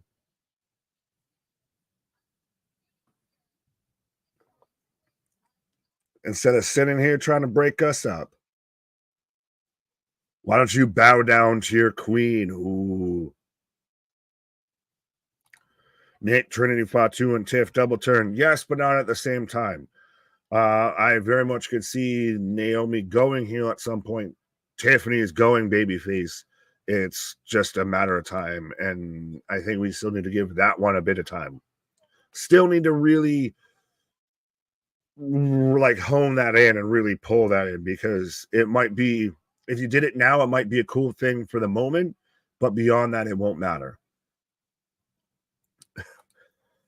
Anthony out there. Bailey better bow down to the queen. Put Trinity with Nia since they family. Interesting. Well, that would be, Bailey rolls out of Nia trying to hit the backdrop there, but people have talked about the idea of a female bloodline angle getting worked in. So that'd be interesting, as Bailey's now beating up Nia with the women's Money in the Bank briefcase. Now with strap side handle. Boston, what TJ's still out here hot and bothered over Nia. So Bailey stomping out Nia and drapes the title over. So again, following the rules of wrestling 100%. They who go over on the go home show will not go over on the main show. So 100% Nia Jax is winning and retaining at Bad Blood. You can book it, Dano. Vance, come on, Tiffany, slap back at Nia, please. Vance, everybody's getting excited. She's holding the briefcase, and Ref Jess just walked in the ring, just so happened to be. See, this is still, you're going to set up the tension and everything to where you see Nia turns back around and just sees Tiffany there holding the briefcase, just kind of looking like she might have done it. The crowd's chanting, cash it in. Yeah, again, I still think we're waiting on it. You're building the anticipation. You have people wanting it now, so now you make them wait for it. Now you build up the anticipation for it. As Naomi coming out right now, so we're going right into Tiffany Stratton versus Naomi. So, folks, let me know in the chat who you're taking for this match. And again, we've got our second cowboy hat of the night. So, I don't know if we have Curtis out there with, the overrunners on commercials who had over under 2 cowboy hats so far on SmackDown. Anthony can't wait to feel the glow. Trust me, you should have seen this man's heartbreak when, Bailey beat Naomi to where she's the one that gets the title shot going into Bad Blood, which Anthony will be at, by the way. So 100%, go and find yourself, Anthony, if you're going to Bad Blood. As I'm in commercial break right now, as we're teasing the Royal Rumble. We're showing the video package for that and everything. I saw a lot of discourse and a lot of discussion going on online today about, because of the way that they've laid out who's in the poster and everything. Who here in the chat, who here watching along, anything like that, feels like Roman Reigns is going to be in the men's Royal Rumble? Because I've seen a lot of talk about that now. That could be Roman's way a bit to try and force his hand towards either Cody or Dwayne or to the main event of Mania. And still, we're going to probably get Roman a bit more. He's not champion now or anything like that. And now you throw him into the Rumble, even if he doesn't win it. I mean, he's teased on the poster, so he's got to at least, I assume, be there, hopefully. Be interesting if you get Roman in the Royal Rumble now. But I hate it, Nick, how easily and quick Bailey becomes an afterthought when others come out. How, sir, did you watch the same thing I did? When did Bailey become an afterthought? I mean, she's becoming an afterthought because the match is starting. Like, normally the credits and everything go down because the show's about to start here. This is the match that's about to happen. So, of course, Bailey's going to clearly take a bit of a backseat with that. But I guess I missed with that one. But a man who's never the miss, although he might be missing, we were just missing him. You missed me while I was gone, see? Right. What was that about Bailey? Because it was wrong. I hate it, Nick, how easily and quick Bailey becomes an afterthought when others come out. Oh, I mean, I think Bailey did all right. I mean, the money in the bank, it's more about the money in the bank than the person. So I think Bailey's doing just fine. Big pop when she flattened Nia Jax there. Like the crowd reacted to her. It's just everyone's kind of getting eager to see this cash in. Oh, well, that's why I think that we've talked about this. Of now you build up the anticipation. Now you make people wait for it. Now that you've got people thinking about it. How many weeks did we get We Want Roman chants before we got Roman? You Sorry, build up the anticipation. I said, how many We Want Roman chants did we get before we got Roman? You build up the anticipation. You get people sold on it. Yeah, I mean, again, I think they've done a really good job with that. I mean, even with this situation with Jimmy, like they reported a month ago now, like the dirt sheets were like, Jimmy's coming back. And they're like, fuck, he is. Right. Naomi for the win. I think that Tef will cash in tomorrow. I don't know. Me and you, we both said no to that, right? Yeah, I say no. I say nay. I say nay. Well, and they even set it up like I don't think you tease that. It's so on the nose to me. If you're gonna tease that on the go home show and then do it on the show after, like right after, like literally less than 24 hours, you'd be doing the same thing. Yeah. That's too on the nose for me. But I do like that they're starting to get to that to where Naomi or to where Nia Jax is coming to and everything. And Tiffany's not trying to do anything. She's just standing there with the briefcase as, you know, Ref Jess walks into the ring and everything. So it looks a certain way. It's the same thing like when Nia was about to tear into Bailey and everything. And Tiffany's like piped it up of, you know, I will defend you, fearless leader. Yeah. As we are in a commercial break, folks, the show rolls on. Oh, I've got and Tiffy. I'm back to Chelsea. Yeah, I've got stanky Chelsea, and it's not that bad. It's not that bad. Breathe. Pretty deadly. They've walked past how many restrooms, how many showers, how many locker rooms here. Nick. Why is Austin Theory just randomly holding a whole cake? Did anyone else notice that? That man had literally had a whole, like, why has he got a cake? And a fork, yeah. My cake like, what are you doing? Is it his birthday? I don't know, but I want to find me some cake. Oh. As now she's going to confront Nick Aldis here. I say whip. They say nay.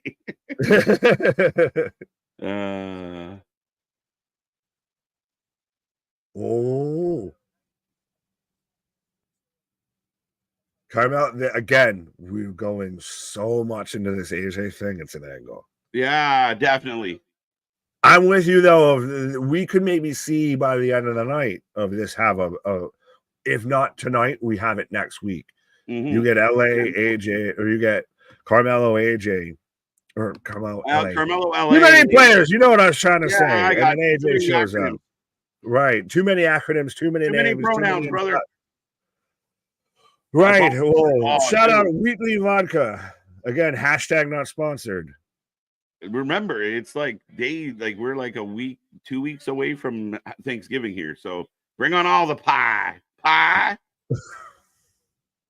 All right, I'm thinking of a bad joke and I'm already losing my way. So I'm gonna take a pause. You go find yourself some pie. I'm gonna collect myself. I'm gonna go find a piece of poutine pie. Yeah. There you go, folks. We're rocking and rolling. Tiffy versus Naomi, and this one's interesting because I think Naomi needs a win, but Tiffy's been on a roll, kind of, sorta. I don't know who we taking. 64% of the chat is saying Naomi at this point. It should have been me.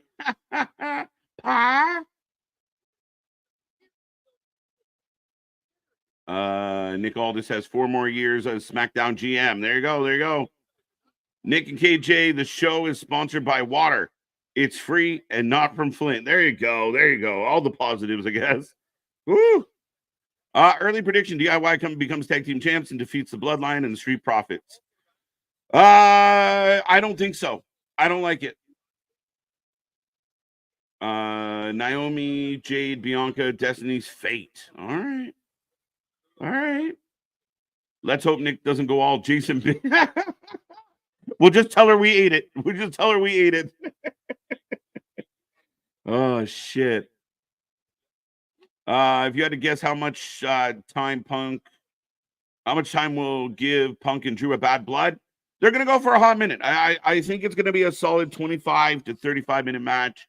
I can't see it being much shorter than that.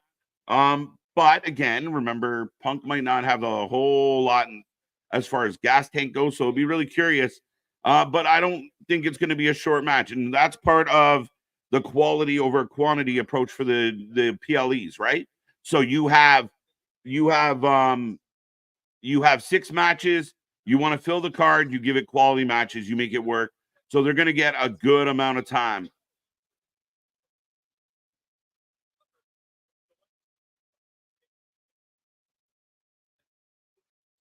Is the Hell in a Cell hanging above the ring tonight? No, the belts are. The belts are. Pumpkin spice. Pumpkin? If I know AJ Lee, she will not watch Bad Blood because she does not want to see what kind of monster CM Punk is. Yeah, she made a comment about that. Some dirt sheets ran with it a while ago where that she, kind of reconsiders, she doesn't really tune in too much to what hubby's up to. We got Naomi on the apron. Big kick to Stratton. Tiffany Stratton knows she's showing out with this gear. Lordy. It's kind of her MO. It's kind of her MO. Up on the apron, blocks the boot. Big forearm to the spine.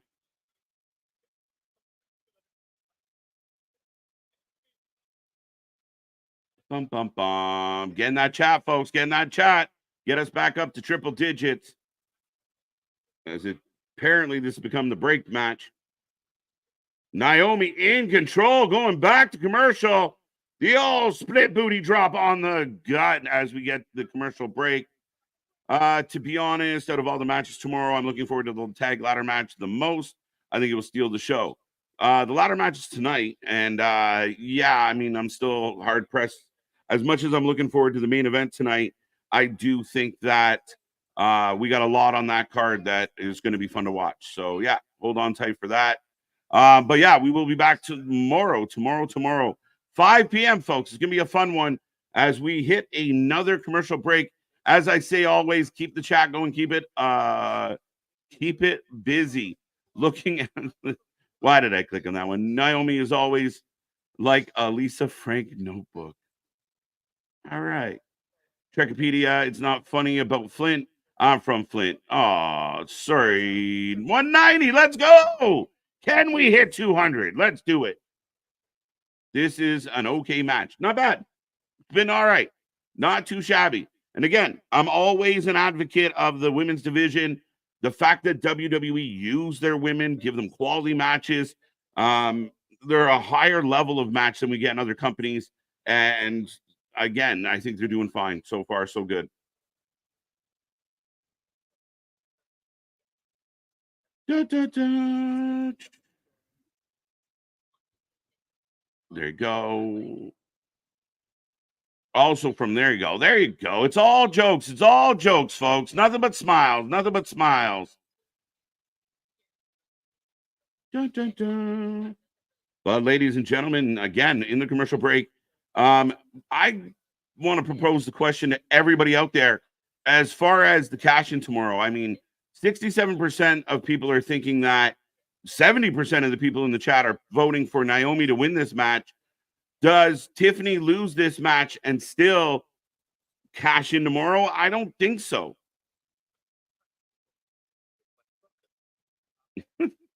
Friday the 13th marathon. Oh, they're starting early. Let's go. All right.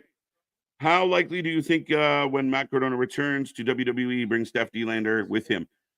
Steph D. Lander is somebody that the WWE should consider bringing back into the mix. Steph D. Lander is somebody that I think has a lot of talent. She has size. She can be physical. Yeah, I mean, I would highly consider her with or without Cardona. I don't know. I mean, again, a good talent. There'll be no cash in. I agree. My vote is no cash in yet. They're going to keep teasing it. They want to get it to a fever pitch, right? They're not just going to have it happen. Again, it's about storytelling. It's about patience. It's about wait your turn, and it will happen. I'm loving that Triple H is building the tag team division. Could be building around Motor City Machine Guns. Again, everybody saw that teaser tonight. I haven't seen anybody suggest anybody other than the Motor City Machine Guns. So, if that tease is true, yes, we got a triple threat tag match tonight. If MCMG's coming in, the War Raiders are coming back. I do know that Triple H wants the tag team division to be better. It's taken some time. It's been lackluster, but it's improving. I agree. No cash in. Well, we are back from the break. Naomi's still in control. Yeah, that's an interesting fact. And that will be a factor for some of them out there. But again, as long as she didn't, depends on how far she went. You never know. You never know. The paycheck's got to be a little easier from the dub. No, I do think that we will definitely, we're definitely getting Raquel Rodriguez return tomorrow to help Liv. Again, I think it's possible. I don't know for certain 316, but why not? I could see it happening. I could see Raquel and Liv working together. It makes a lot of sense. Babyface Raquel sucks. So yeah, I'm happy about it. I want to see MCMG against Fraxium. That's what we assume was going to happen, Kyle. Up until tonight, that was the rumor. That was the thought process. What do we know? Fast show. Yes, definitely a fast show. The pace has been good.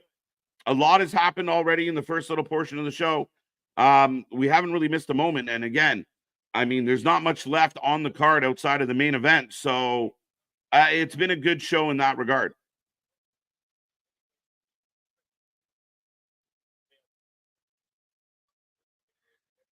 Depends on company policy. Ask Lacey Evans. We probably will never see Lacey Evans ever again. Not if you wanted to. But yeah, there's certain things that they might frown upon if they try and make you an employee. Tiff and Naomi. I like it, Anthony. I like it.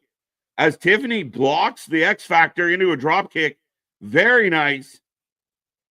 Again, quality women's matches. We saw Britt and Deeb this week on Wednesday. It wasn't a great match. Very slow, very clunky. And two women I like. It just wasn't a very entertaining wrestling match. The fans in Pittsburgh weren't even cheering for Britt. As Tiffany rolls through, shows off her power. Wow. And Naomi fights out. Holy shit. If I was CM Punk, I would be heading to the nearest Home Depot in Atlanta for a Hell in a Cell match tomorrow night. Well, usually they fully stock under the ring. So Ronan, he might save himself a trip. Again, if I know CM Punk while living in a hotel for 4 weeks, he's been studying old videotapes of Triple H. Yeah, again, student in the game. Guy, he really wants this match to be something. I have no doubt about that. And I don't have a whole lot of fear that this match is going to deliver.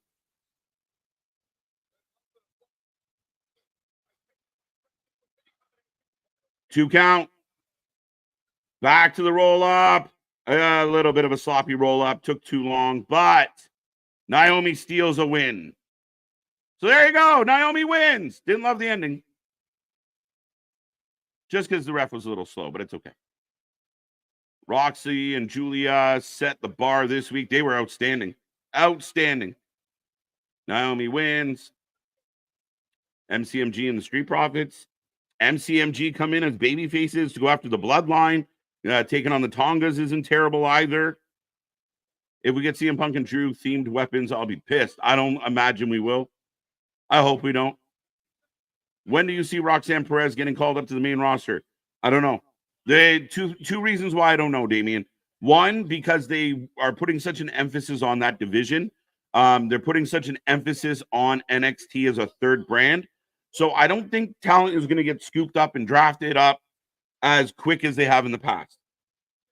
The other part of that is, where would you put Roxy right now? Is Roxy going to go over Tiffany? Is Roxy going to go over Nia or Bailey or Naomi or Jade or even on the other show? Is she going to go over EO? Like, I mean, I love Roxy. She's still very young, and I don't know if they're going to rush that. But we're getting a replay from last week. 2-1, nice. Anthony, she wins. Everyone's making sure Anthony's happy. Great match. I agree. Really good match. Really good match. The small criticism I had was the ref was a little slow on the second count, but it's fine. She got a 4 count. Eyelashes everywhere. Don't know what that means. I guess in that last match, there was a lot of eyelashes. You're right. But welcome, MH60C. I'm sure I read that wrong. Mouse? It's been a good week for Chelsea Green. Got thrown. Oh, we got the bloodline. Jacob Fatu kind of promo on the way out. Going to the dumpster. Mets are in the end. Yeah, both belong in the dumpster, Christian. Heel versus heel. Roxanne versus Liv. Yeah, see, I don't know. I'd like to see MCMG take on Finn and JD just because of the similarities in the wrestling style. All 4 of them are high flyers and take risks. I'd be in for it. The idea of MCMG coming in is good, guys. I like the idea, and I like the fact that there's multiple options, multiple angles, multiple directions we can go. As I see triple digits, let's keep going. And that was a great little walk-up promo for the Bloodline. Jacob Fatu spitting fire, Solo putting the period on it, and here come the Tonga brothers to defend their titles. Speaking of tag champs. Oh, I did the wrong thing. There we go. It's not easy, eh? Yeah, no, I just need to do this the whole time. I'll do the Jacob Fatu to your Solo Sokola, sir. But yeah, we got the Gorillas of Destiny. Ain't nobody realer than Gorillas coming out right now. I wish they would have let them keep that song because that was a dope ass intro. Yeah, it would have been nice. We are setting up for the main event, I assume, of the evening as we're in the last half hour here. But we've got the tag team title trios ladder match. Who you taking, folks? Who you got? And I love their entry. Like everything about their presentation has been real strong. You like, Tama with the yeah. I love it. I actually do. Like the fact that he's unhinged like that is fun. And like you think about the group they have, and you got Tongaloa walking around with a blindfold on half the time, not quite sure where he's going. You got Tama just barking at the wind. You got Jacob, who's an absolute loose cannon, who just cut a hell of a fucking promo. And then you got Solo, the quiet guy running it all. So they're an unhinged pack of wolves, and I dig it. Yeah. They feel dangerous, legitimately. Yeah, that's like the bloodline, the OG bloodline felt like the mob. This feels like a gang. This feels like we could fuck you up just because we felt like it that day. Yeah. No, we talk about it all the time. Sometimes when we watch a wrestling match or watch a situation, it's like, man, if I bumped into one of y'all in the fucking alley, it's not that scary. These guys, yeah, I'd rather not. I'll just go get another beer. Thank you. I'm go this way. I'm Abe Simpson. Does your uncle know you work here? Right. Yep. Okay. Let Jacob Fatu do promos from now on. He's awesome. I like that they spread it around. Tonga did one last week or the week before. I like that they mix it up. The only one that, the low guy on the totem pole. Lower, you just keep your mouth shut. You sit back there and just enjoy the ride. Not another word. Right? Yeah, no, Jacob Fatu's been And I don't think they let him show it enough yet, or he hasn't shown enough yet. Not they won't let him, Yeah. but him on the microphone, he's got skill, and he has that ECW, that New Jack, that Taz vibe of. I know we say it at the end of every show and everything. Our shit is real. Our shit is raw. Our shit is authentic. That's him too. Like 100% of you believe everything that man says. That man breathes, and you somehow still believe it, and like it's still intimidating. Right. Zach saying happy National Cinnamon Roll Day. There you go. For all the chubs out there. Right. And fans of cinnamon and rolls. There you go. Did you know Cinnamon too? I knew her. She never called me back. She never called me back. How come WWE Survivor Series never has done an outdoor show yet? I'm guessing the time of year. Yeah, it's a little hard to do an outdoor show and make sure it's going to be, because that's one you can't have, Wade Barrett out there in a poncho because, it's raining right now and you can't have the Samoan Civil War Games match right now. That's a bad look. That's a bad look. Late March in Philly was a tough one. Never mind. Never mind. And again, even the hot states are getting hammered with rain and hurricanes, and so it's hard to do an out show in the fall, like late fall.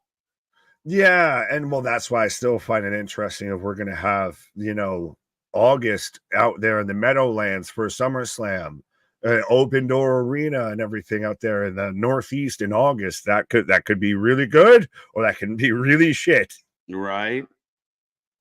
So Netflix has Raw starting in January and just dropped the news that they're getting DBZ new series in 2 weeks. Dragon Ball Z. I got that. You don't, because I got it. I got it. Fuck Dragon you. Ball Z? Yeah, I said it out loud. You're a fan of Goku? No, fuck him.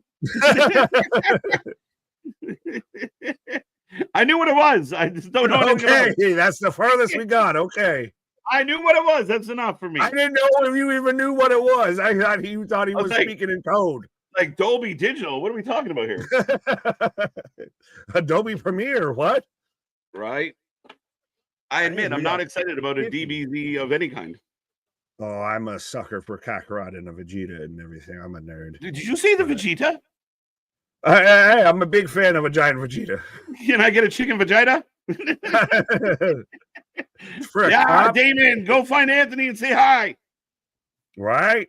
Absolutely.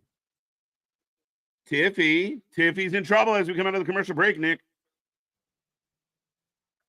And she got a little color on her jaw there and everything. But yeah, and this is what we're going to see more of. We're going to see her being, the oppressed and everything. We're going to see her out there, being, the one that she's just trying to do right. She's just trying to be nice and somehow keeps messing up. And to where she eventually gets her lick back, her comeback towards Nia. And that's where you pivot her to being a babyface. Right. Dawn planning to go to SummerSlam, Survivor Series or SummerSlam next year. SS. We got to narrow that down. Yeah, it's terrible. They have SS and it fits for both of them. Yeah, they haven't announced Survivor Series for next year yet, so I'm assuming SummerSlam. Right. Jacob Fatu cut a great promo in MLW where he was in some back alley smoking cigarettes and drinking out of a bottle covered in a paper bag. Yep, classic. Like I said, Jacob Fatu has that ECW vibe. Yep. Like if ECW existed in the same time frame that Jacob Fatu did, he's out there with the RVDs, the Sabus, the Tazes. He's one of those you're talking about that's an icon because he fits that mold perfectly. He has that. Go ahead. Sorry, just an interesting side note. Naomi's been added to the graphic. So originally they talked about Bianca and Jade hosting Bad Blood. Naomi's on that graphic now. Fair enough. I don't think I've seen that right now. I've got Don Dominic Cage, Finn Balor against Damian Priest, Drew and Punk, the Hell in a Cell. So you're ahead. But yeah, Jacob Fatu has that edge that, like I said before, and we've talked about it, of everything that man does. Like you're kind of intimidated a little bit by. Right. You want to pronounce this shit? Because you know I'm gonna fucking Kamehameha. Yes, that's literally you nailed it. See, you nailed it, and you didn't even know. That's the Dragon Ball Z. Yeah, this is my nerd is showing. Tune in next week, folks, where we start our DBZ watch-alongs. Bro, you have no idea because of how much of it's a joke of the episodes would always end on the next episode of Dragon Ball Z. See, I knew you're just letting you're not willing to let your nerd show. Yeah, right. I hope Jonas Brothers can sing at Somerset. Christian, sometimes I question you, sir. Yeah, I wonder. You make my brain hurt. There you go. There you go. There you go. But I mean, that's an interesting kind of twist to the whole story of Naomi. Now, Naomi gets the win. It was a roll-up win, but got a good win. They announced that earlier. All right, MDB. Well, I'm talking to does the faction turn? Does the faction turn? Because that might have been when you saw Tiffany and you saw Bianca and Jade out there talking with Naomi. And yeah, I'm just talking over this bland entrance. Like Nickelback is more aggressive than this fucking entrance. Creed is more tough. Fucking tissue paper is tougher to get through than this goddamn entrance song. This one's for you. Our goal is to get KJ to watch Dragon Ball Z in 2025. I'd have to just sneak it in on him like post stream or something. MDB, yeah, it's fucking bad. It's honestly, they are the least believable team to win this. Like they are, and that's the thing is with how talented both guys are, they should be like this should be an equal 3-3 favorite, 33 and a third % chance of winning here. But instead, they feel lackluster. They feel like an afterthought. And here come the Street Profits. Nick, stop hating. We are. The youth of the nation. We are. That's much better. I accept that. We are. The shit of the roster. We are. You can see I have a difficult time making friends because my favorite band is the Jonas Brothers. Are you the dude from Hangover? No, sad part is, Christian, I almost said Anthony, but Christian, no one was saying anything about you liking the Jonas Brothers. It's that you type a paragraph every time. We're your friends. Right, we're your friends. You can like the Jonas Brothers. Right. I mean, KJ's Canadian and we still like him. Facts. So Takeshita isn't facing Okada at Wrestle Dream. No, Takeshita is now in the triple threat with Ricochet and Ospreay. Roll Tide, why you got to remind me of something that we actually could have had that would have been really fucking good and everything. And now, granted, it would have made a lot of sense. Granted, I still think Ospreay, Ricochet, and Takeshita's going to be great just because, hey, put three of my favorite wrestlers on your roster in one match, and I'm sure I'm going to like it. But Takeshita versus Okada makes 10 times more sense and fits 10 times better. I just want Takeshita to get love. I think he's another one of the guys that have more talent than the guys you love, and you haven't booked him proper. And this whole Don Callis family saga has been a fucking hot mess. You need fucking, the board from fucking Always Sunny to fucking follow along with this shit. Pepe Sylvia, yeah, right, the Callis family has been flaccid. The Phallus family has been flaccid. There you go. Anthony giving some Jonas love. I got a feeling the Profits are going to split. I don't know. Because you need tag teams. You need tag teams? Yeah.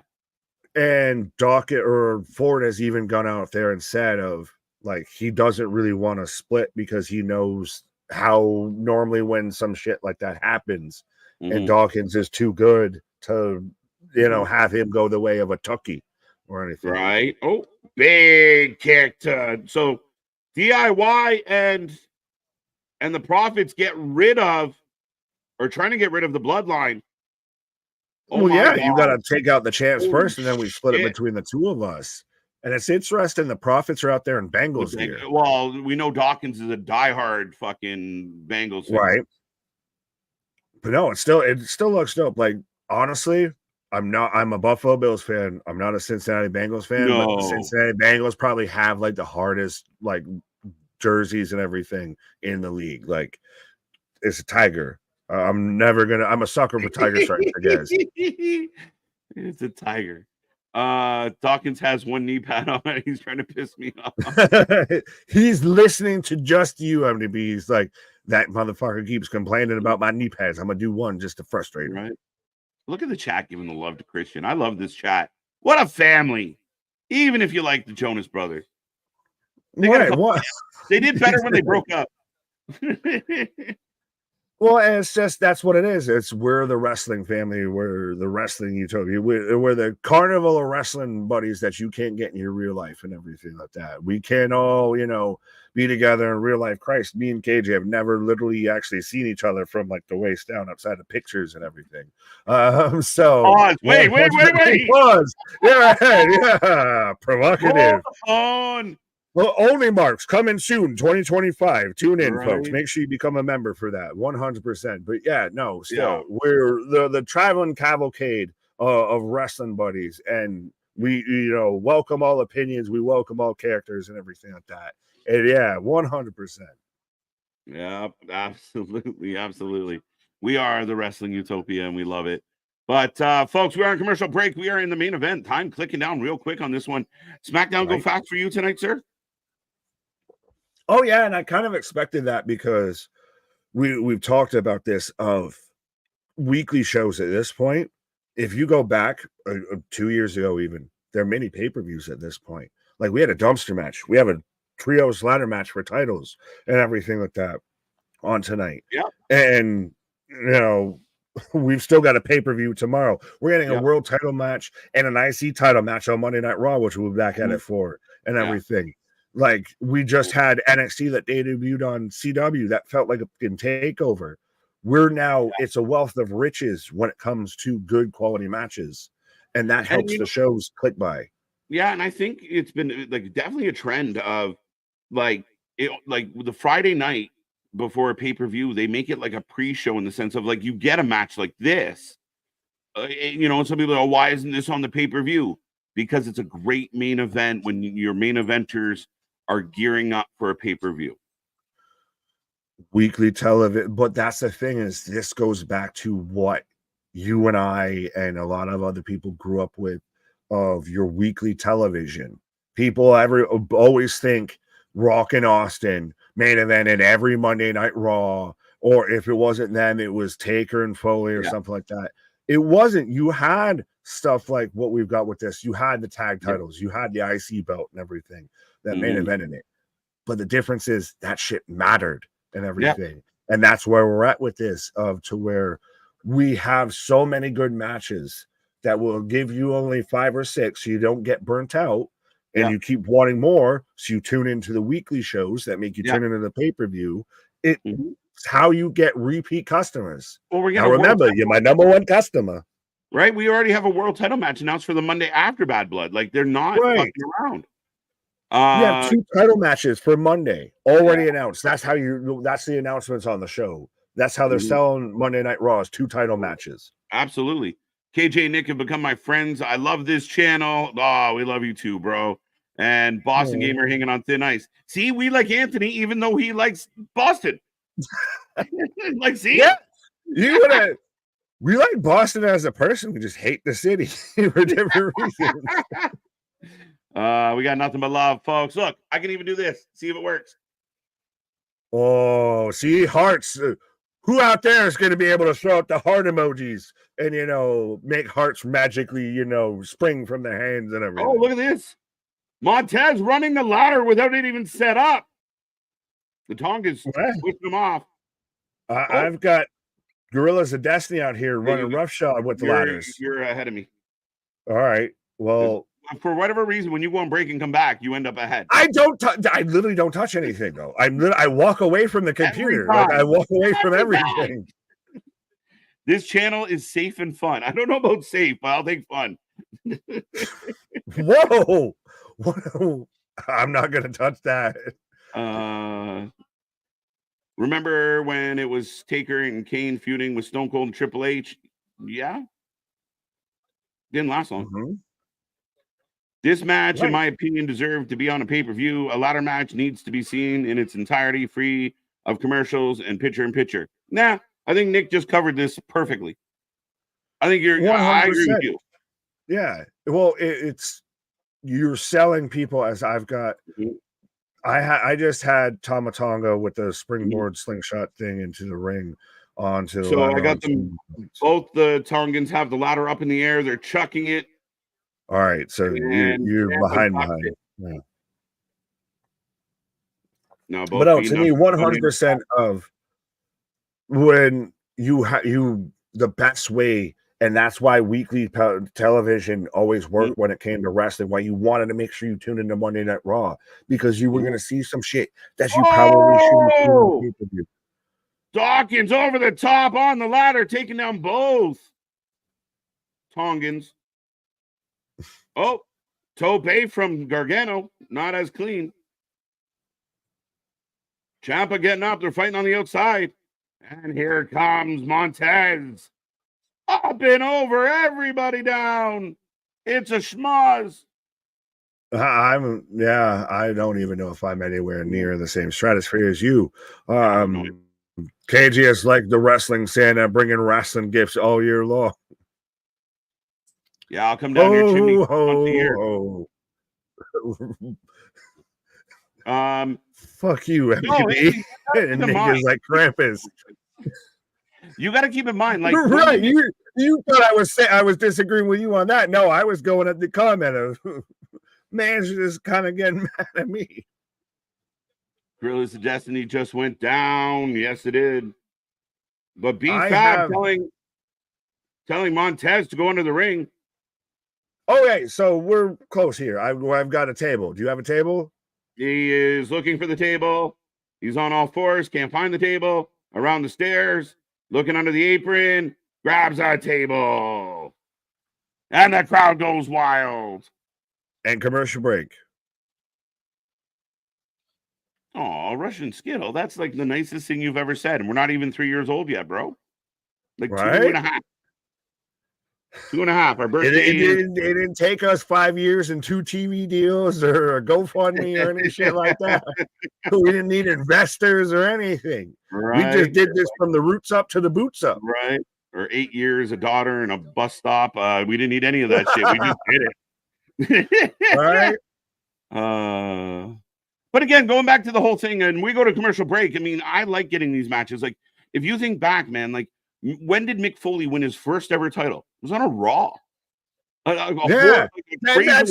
That's one of the biggest moments in WWE's Attitude Era history and everything. That's synonymous with the Attitude Era's history and the death of WCW of, that'll put butts in seats, is Mick Foley winning the world title. Mrs. Foley's baby boy wins the world title on a Monday Night Raw. Yeah. Not a pay-per-view, not a Backlash, not a SummerSlam, not a Bad Blood, not a Survivor Series, a Monday Night Raw. You have so many memorable moments of Austin coming down with the Zamboni, the milk truck, everything. All Monday Night Raws. You have, so many moments with SmackDown and everything. Christ, the whole show was built off Dwayne. So they've been our birthday's in March. All right. We turned 3 in March. We're like St. Patrick. We're birthed in March. Or then people only care about us in March. I don't know. It's like drunken Irish. What? Close. Close. Just a bit outside. Guns use the theme song from TNA or have to change it. I'd imagine they change it. Well, and WWE seems like they're going to the Hachu way, I guess, of the way of using more actual known music and everything. We saw Meg Thee Stallions. No, that's SmackDown theme song. Now we have Two Chainz and Lil Wayne is the NXT theme song. We had Hardy out here introducing the show to kick off SmackDown. So we're very much moving away from, you know, the Def Rebels and all that. My birthday's in March.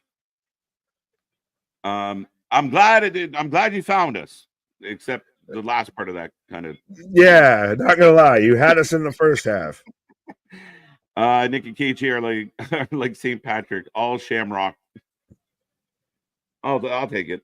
That'll do. That'll do. As we got a shatter machine off the ladder by DIY onto Tongaloa. Huh? Gee. No, Anthony's saying he's been around for a year. Has it been a year? I feel like we should do like cake and a video. I don't know at this point. Time is eternal. Time is a man-made construct. It's just a series of streams, folks. Our whole fucking literally, time flows eternal. I try and remember key things based on what wrestling show I was watching at that time. I'll have dreams that are streams, right? And I'll have streams that are dreams. Botch, I missed it. What botch? What? I think we botched more than it. Will Joe be calling Bad Blood? I don't know. I imagine it will be Cole and Corey. That's what I assume. We've got Tongaloa in the middle, and it's all the knees and everything from DIY, and just goes to spinning. I didn't love the move, but it looked interesting. It's one of those of like, I'm gonna hurt me to hurt you type of things. Of like, oh, we missed Anthony's channel birthday. What a shitty bunch. Aww. Happy birthday to you. That's amazing. You wear a chapeau. Lies. Think how far things have come in a year. Right. Big punch to the mouth. Oh! Dawkins catches Gargano and then instantly Ciampa hits him with a fucking. This is a hell of a fucking match, bro. Great match. Talent in the ring, 100%. This would main event like an NXT takeover tenfold here. Oh yeah, 100%. If not be middle of the show on a pay-per-view, but it's main event on the SmackDown. Yeah, but again, could this be a pay-per-view match? 100%. But as fans, we should be thankful that it's not. Just happy that we got it today. Yeah, this isn't Hogan versus Goldberg of the company is going to go under and is just pissing away money because this isn't on a pay-per-view. This is just a big enough of a tie-in to sit there and get you to watch the show. Oh, my God. As I have Montez cleared the ladder. Blockbuster over the ladder. Holy shit. It. I think you got a hiccup. Ah, fair enough. I'll tap that. But yeah, whatever Montez Ford has in his knees, I'll take two of them because goddamn, that man's got bungees. If I jumped like that, I would never get up again after I landed. Like, get the fuck out of here. I'd be like Kyle and South Park. My knees would just explode. Right. Time flies. Yeah, it flies. I had one little stripe of gray when I started this channel. Yeah, bullshit, you did. I did. I had one little skunk stripe. Now I got the whole fucking trust me. I'm out here. I'm getting the unnatural Scott Steiner pulling in here. This man over here just fermenting it. Nah, it's all natural, my guy. Oh, Tama pushing Dawkins down. Montez is star. Oh, he's insane. Jim Cornette is jealous of Montez's knees. I am. So fuck. I'm sure he is too. Yeah, fucking hell. Every person in this match right now is phenomenal and a super talented wrestler. They work fantastic as tag team. And I know. I just wish DIY was presented better and lived up to what they do in ring needs to live up to how they present it, and they don't line up at this point. And again, I mean, I know we bag on DIY, but there's not a lack of talent there. I do like Ciampa better than I like Gargano, but I think combined, I mean, again, like you said, they took a lot of losses. They're a bit bland, a bit boring. We are, meh. Yeah. Oh, B-Fab grabbing the chair. This show is brought to you by SP. Oh, we got DIY smacking chairs. What? Tonga's amazing. DIY laying them out. This is slowly turning into a TLC match. I mean, it's a ladder match. The only difference between a TLC match and a regular ladders match is the name. That you literally called it a TLC match. Yeah. Yeah. Yeah. Right. I have a feeling we get Jimmy Uso. Oh, because hey, what we're getting the baby faces teams working together here is we're getting DIY layering out Tonga Loa's Montez Ford's going up, but now this is also smart play. You do the frog splash, you take yourself out too. Frog splash! Montez explodes. And what I love, Nick, the details. Montez didn't run up the turnbuckle. He slowly got up there because he's hurt. Right. He sold the walk. As we're clearing off the announce desk here. This is the best thing. It needs to be discussed at some point of who has the best frog splash because Ford's up there. It's between Ford and RVD to me. I think Ford wins at this point. I don't think anybody has as nimble of a frog splash. Like this man bounces. You already talked about it. Like his height, he changes directions in the air. How do you do that? He's the Vince Carter of frog splashes. I'll take that. Oh, the champs are in trouble. The Shield powerbomb for Tama Tonga through the announce desk. The bloodline's getting taken out systematically here. The crowd is going insane. Ladies and gentlemen, listen to the audience in the building. He turns and just starts booting the shit out of Dawkins. Absolutely. Dawkins into the timekeeper area. DIY gets the ladder in. Yeah, this is not expected, but we expected a great match. They have delivered a great match. The results are in the God's hands at this point. Right. Yeah, like I mean, back in the day, RVD's was insane, and he sold it so well. You thought he exploded his own guts. Yeah, he landed so Ford just. Montez, let's go! Let's go! Let's go! Come on!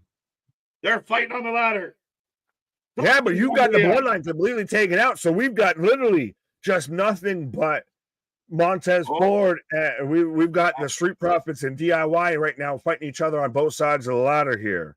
Yeah, Eddie Guerrero had a really good one too. You're right. Yeah. Oh! Russian leg sweep through a ladder. And Dawkins, everybody's through ladders. Everybody's just air raid crashing through ladders. It's Tongaloa. Look who's got the ladder. Botchamania incarnate. Tongaloa is out there. He's the one taking everything down. He's going to climb. Camacho with the ladder. They're going to get the belts done. I love it. I love it. Come on. Watch, he's gonna drop him, and it's gonna be like the Otis thing, to where he drops the bank and just catches it. Watches the belt grab, falls off. What is happening? The bloodline wins. So rather than take the belts off of it like I feel normally would, he took the whole apparatus apart. I ain't fucking this up at all. No, yeah, he was like, I'm standing all the way at the top. I am making sure this is working, but so. The bloodline, the Gorillas, ain't nobody realer than Gorillas, retain as your tag team champions. What? 62% of the chat was right on this one. And again, the bloodline, I mean, a hell of a match. Hell of a match. Best match of the week. 100%. And I like, though, that we sat there and they took him out to the point to where we sat there and almost rid him off and everything. Yeah. And now what does this tell us going forward into the main event of tomorrow? It just means the bloodline's still powerful, and I think they will remain powerful. I think Bad Blood ends with the bloodline standing tall, and they may have a certain eyebrow in the middle of them standing tall. Walking tall, if you will. Honestly, SmackDown was so good, I forgot we still had Rampage. That's normal. Do you want to just call it a night? Rampage over here. How do we go? Up next, Jericho's going to be on TV. Up next, our SmackDown post show. As we got Jacob and Solo coming out. I'm such a big fan of Tama Tonga, to be honest. Really? I'm surprised to hear that. I love him. I think he's funny. He's just nuts. I like nuts. Pause. Yeah, you said it, so things you never wanted to say on YouTube. I gotta pull it in here, but yeah, we got everybody in the bloodline throwing up the ones, and that's how I assume we end SmackDown here. Yeah, do you see how we get credits nowadays? I saw, and I'll ask you this, and I'll halfway curtail it until we get into Rampage, but that's how we go off the show with the bloodline looking strong. Yeah. So 100% a hell of a show, a hell of a SmackDown to send you off into bad blood here. But how do you feel about the idea of people saying that if that was Tony Khan as an executive producer and everything, that people might have been little snarky, little, chuckling and everything with this? Like how much you even pay attention to that we get executive producers and showing up. Every time I see it, I honestly think of just like Curb Your Enthusiasm and everything. Like, I think of Larry David and all that. I like all the fact that they make this feel like a show now. Like it feels like yes, it feels, you're getting like they tell you who the reporters are, they tell you who's on commentary, they tell you who produced the show. It feels like Monday Night Football. Yeah, I like it. Is it the new bait on the hook? So when you see that go up, that you think the show's over, like how we got hook, line, and sinker with Survivor Series last year, with the lower third and everything coming out, and then Punk shows up. So is that one that's the new hook, line, and sinker? Yeah. You see that and you don't expect anything, and then all of a sudden you get some holy shit. Right. And ladies and gentlemen, we go from an extremely exciting tag team match to the Young and Jack Perry in a 6-man match. We go from exciting to disappointing. The dichotomy of man. We go from exciting to disappointing. Yes, we do. But ladies and gentlemen, wait. Ladies and gentlemen, you got a rating out of 10. That is the end of SmackDown. We are heading into Rampage. And before Nick says anything else, please give me a rating out of 10, and we'll find out what is up. What do you got? Right. Make me be silent. Why is Private Party in this match when they were supposed to be fighting and having an issue with the White Pool Combat Club? None of this makes sense, but apparently the Private Party, Street Profits Light, are getting a tag title match coming up. We just don't know when. Probably Wrestle Dream. It still baffles me at times of how many people they have on their roster and how many people they actually use on their roster. Yeah. Yeah, it's insane. And you see all the same people. You give people belts and then they fight each other. Dude, on Tuesday, 2/3 of the Trios champions are going to fight 1/3 of the Trios champions and Danielson. And the title's not even on the line. Folks, that's why you tune in to this Wednesday. It'll be me and KJ taking on Anthony in a 2-on-1 handicap match just because because that makes sense, because storyline. Yeah, it's just it's asinine. Oh no, here comes the hate. No, honesty. Like I wouldn't be opposed if this was Claudio and Pac versus the Private Party. That's the thing, is it's not hate when I can provide a complete alternative that makes perfect sense. Like right now, Shibata is on top of Jack. The Buck throws a kick, and it's an awful looking kick, and he sells it like that. Again, it sounds like hate, but it's bad. It's bad. But it's no different than Wednesday. Like if the main event on Wednesday was Cesaro versus Danielson, It all ties into the story. It's perfect. It's beautiful. It's easy. But they don't do the stuff that I makes have sense. a question. As Uh-oh. we're all, for the most part, sports fans, and if you're not, I'm sure you can get this analogy and everything like that. Of if you see a guy that's on your team or what have you, and you drafted him high or whatever, and you think he's going to be all of this and that, and he's dropping passes, and he's not, running routes as the way he should and everything like that, and he's kind of just sandbagging some bullshit and everything. Is it hate to sit there and say maybe you should be a little bit better because you're the first round draft pick? Or is it just being honest of maybe step the fuck your game up of you want to sit there and boast and brag about it and you have all of this potential, fucking use it. That is again, it comes off as hate. It's frustration. Like I've been such a fan of this company, and I'm so frustrated. Every Wrestling Wednesday, is great when everybody succeeds. I trust me. I don't want anyone to wish any ill will on any of us or any of you or anything like that. So why would I want to wish ill will on anybody else? Because what comes around goes around. I want AW to succeed, but I'm gonna call a spade a spade. I can't. I'm honest, Abe. I cannot tell a lie. When I can present a counterpoint. Up next, Giant Bong Rips fighting Frizzies at 11. Yeah, so Boston give us 8.5 out of 10, 8.7 out of 10, 10 out of 10. Oh shit, 8.5, 8, 8.5, 8.7, 8.5, 8.5. I think I got an 8 tonight. Overall, it was an 8. Could be higher, but that gives the week, like WWE programming was like an average of 8.5 this week. Because it got 2 9s and an 8 from me. 9. What do you got? 8.5. That's fair.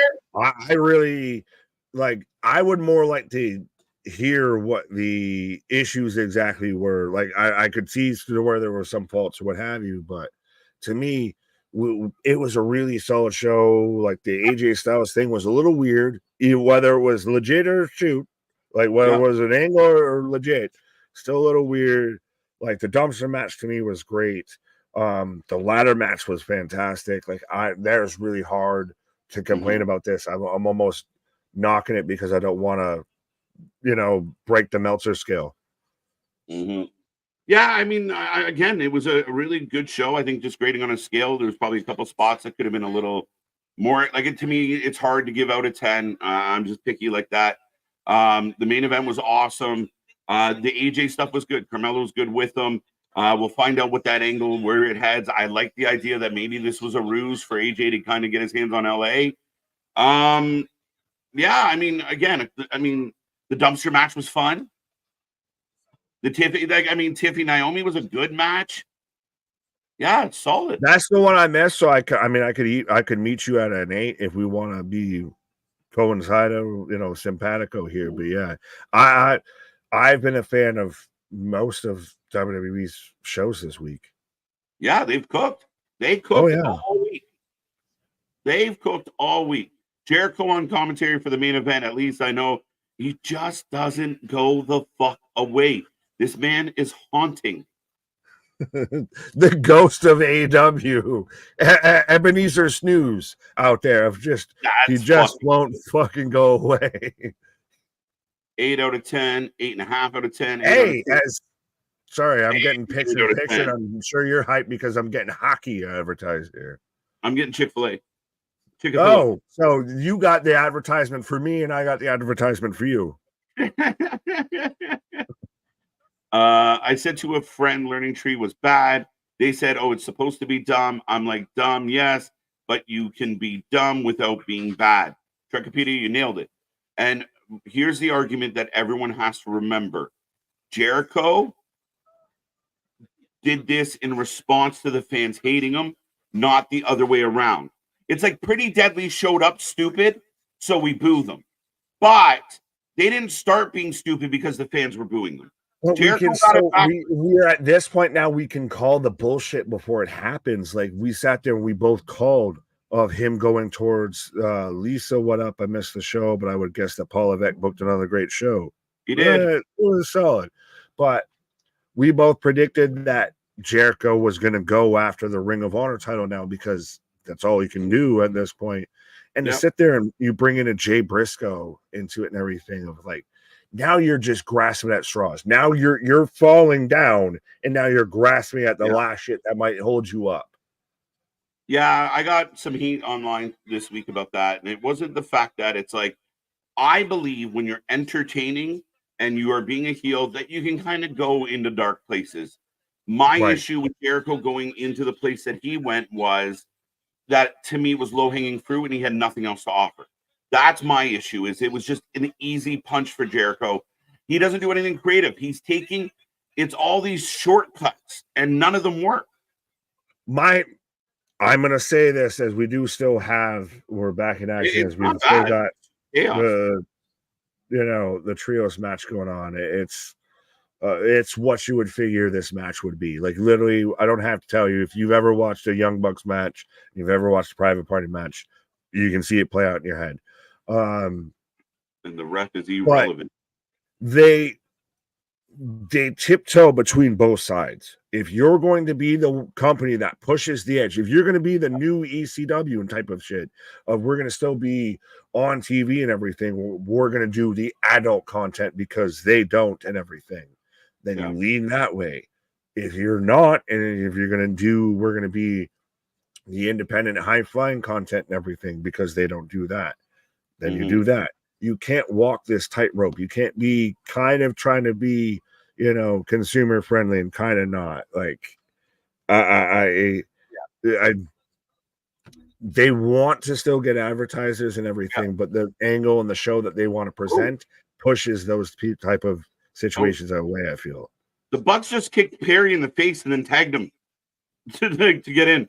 So that didn't go well. 8.5. I'll go 8.5. I've been sold. Nick and everyone else, 8.5 seems fair. There we go. For a really hell of a main event. But yeah, I mean, again, and the problem with Jericho is, did he just wake up one day and bang his head? Like, why all of a sudden he's got a whole new personality? You must have slipped, fell, and bumped your head. But I'm already sold on Collision, or at least want to tune into just a one match, because we're getting GYV versus the Outrunners. And Outrunners already, I believe, top 3 merch sellers in AEW. Let's go. Yes. Use them. Get the belts off the bunks. Yeah, the bunks. Get the fucking belts off the bunks and use the Outrunners. Use Iron Savages. Use Private Party. Use your fucking tag team division. Use your talent. Honestly, at this point, we were literally talking about it earlier of how WWE has used their talent. Of now you can have main event shows and everything that should be on a pay-per-view, but you have it on weekly television. You now have depth in your mid-card divisions and everything like that because you've slotted some people there and you're going to make that matter and everything. We have the same 20 people having the same 10 matches every week. Yeah, that's the thing. This one's for you, and I don't know the answer, so. Oh, who did OSW say? Jericho was channeling with the learning tree. I remember Eugene, but there was another one. C-Money, I would have to go back and look at that or find whatever video that you're referencing with that. But yeah. Well, I'm not sure Eugene as I can't even make the joke as Jack Perry with a low blow. Darby Allin versus Brody King at Wrestle Dream. Now, I know you said that earlier. Again, Damien, just like MCMG is on the roster, I'm not sure who your sources are or why you're becoming Richard with making stuff up.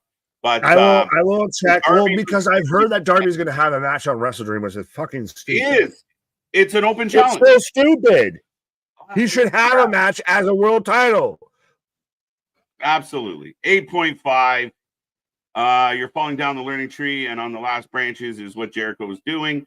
Yeah, again, he's just trying to find ways to make himself relevant. And he knows if he says shit like, oh, yeah, Jay Briscoe, he's going to get attention for it. And it's cheap, it's easy, and it's lazy. Yeah, it's Darby Allin versus TBA right now, allegedly. But yeah, we've got on WWE, we've got the Island of Relevancy, and on AW with Jericho, we've got the Island of Irrelevancy. And Damien, I don't get what the point of Brody King answering that open challenge. Darby was a guy that was supposed to fight for the world title. I don't get it. I don't think it's going to be Brody King, but if it is, that's not my choice. Right. SmackDown was an 8 out of 10. Yeah. Ooh. Jericho has gone full Eugene. You never go full Eugene. You never. There you go. MTV got a joke that we could tell. Atta boy. Right. You made it work. You made it work. Another 2 count. Shibata. But the matches on Wrestle Dream are crazy. Shibata, Jack Perry. It's like a Rampage match. They added Brian Cage and Atlantis. I sent this over to you and Anthony, and we all laughed together. Why is that on a pay-per-view of any kind? Well, is that a pre-show? Is that It has that's to be. on the regular show? Like, I'm gonna go ask them. again, I know right now this only has 6 matches. There we go. As KG's taking a pause for the cause, but right now this only has 6 matches announced. Yeah, and they've already announced Atlantis Jr. versus Brian Cage is on the pre-show for the ROH World Television Championship. And Anthony actually brought this up in our group chat and everything with like the Jericho Briscoe match with the Ring of Honor World title and all of that. Ring of Honor titles at this point only get mentioned, only get prominence if they're featured on AEW television, because they don't give a flying rat's ass, I feel, about Ring of Honor. As Young Bucks right now in control, setting up. Oh, little back stomp into the powerbomb for a 2 count. UNLV 21, Syracuse 14. Fair enough. Shout out Syracuse. And I know there's a couple northern, eastern, central New Yorkers and everything like that, like myself here. But yeah, it's interesting. Syracuse out there getting the transfer portal from the quarterback from Ohio State there, McCord, and just going insane right now in football. But yeah, Lucha Bros debut tomorrow. Tony, shut up, but I don't think so, especially after they've had it whole talked about of we're adding on injury time. Christ, at this point, Adam Cole's got a 27-year contract as we got a Hurricane Rana into a cutter. 1, 2, Young Bucks break it up. But what is an Atlantis Jr.? He is a Mexican luchador. I believe he wrestles prominently in either CMLL or AAA. I bet you I could probably look that up probably more clearly. But yeah, I feel like this has we've already worn through our relationship with New Japan. So now we're incorporating, CMLL and all of that. Now we're going more with the luchas because we've already run through our relationships with TNA and our relationship with New Japan. Eugene was actually fun to watch. That's the difference between him and Jericho. Oh, big dog.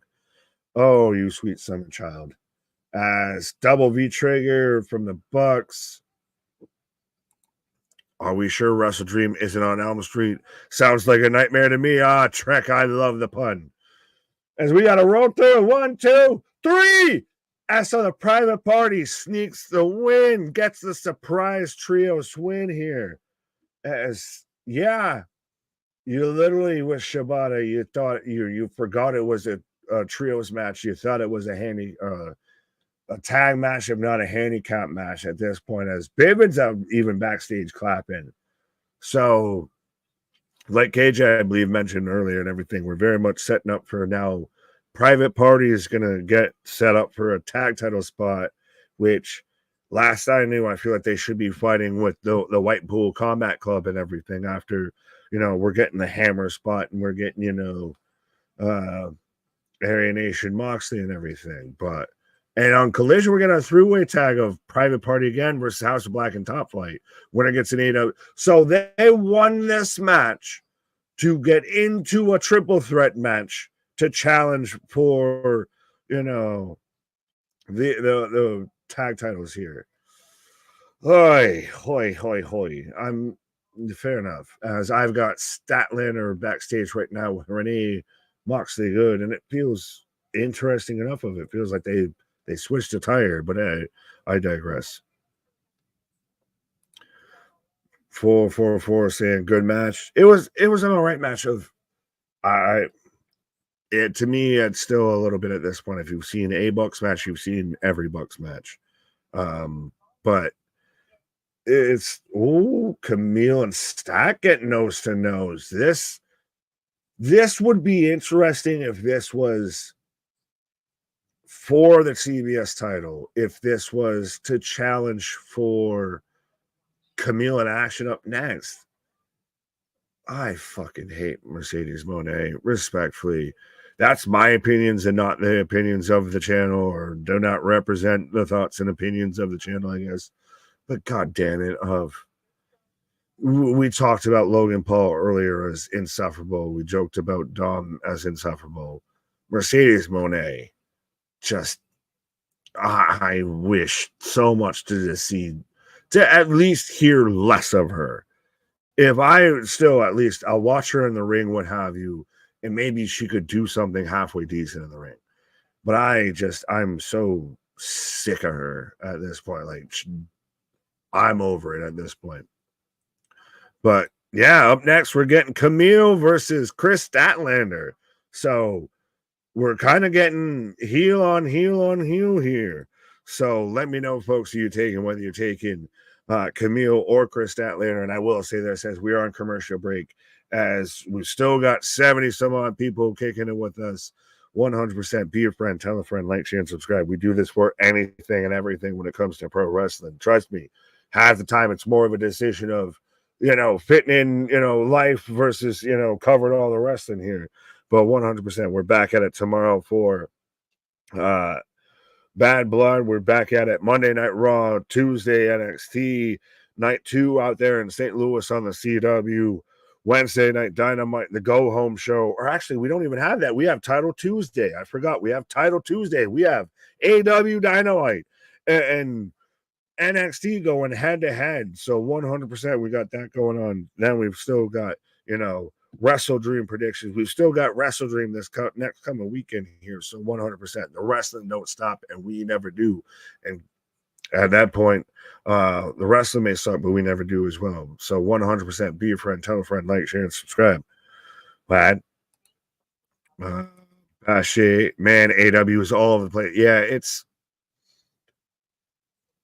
there is stuff very much there that works in AW, but there's a lot of scatterbrained-ish a little bit.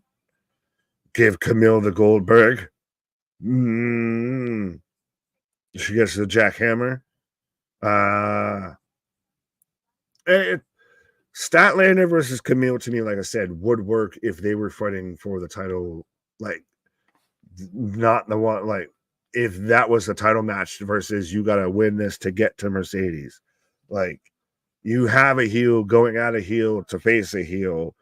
It's interesting with that whole aspect. And Statlander dropped the TBS title, so you would have figured she might have been going towards the main title, which has got Mariah May and, hey, what do you say? KJ's back. Let's go down by the bay. Maybe play with some clay. Maybe eat some hay. Hey, what do you say?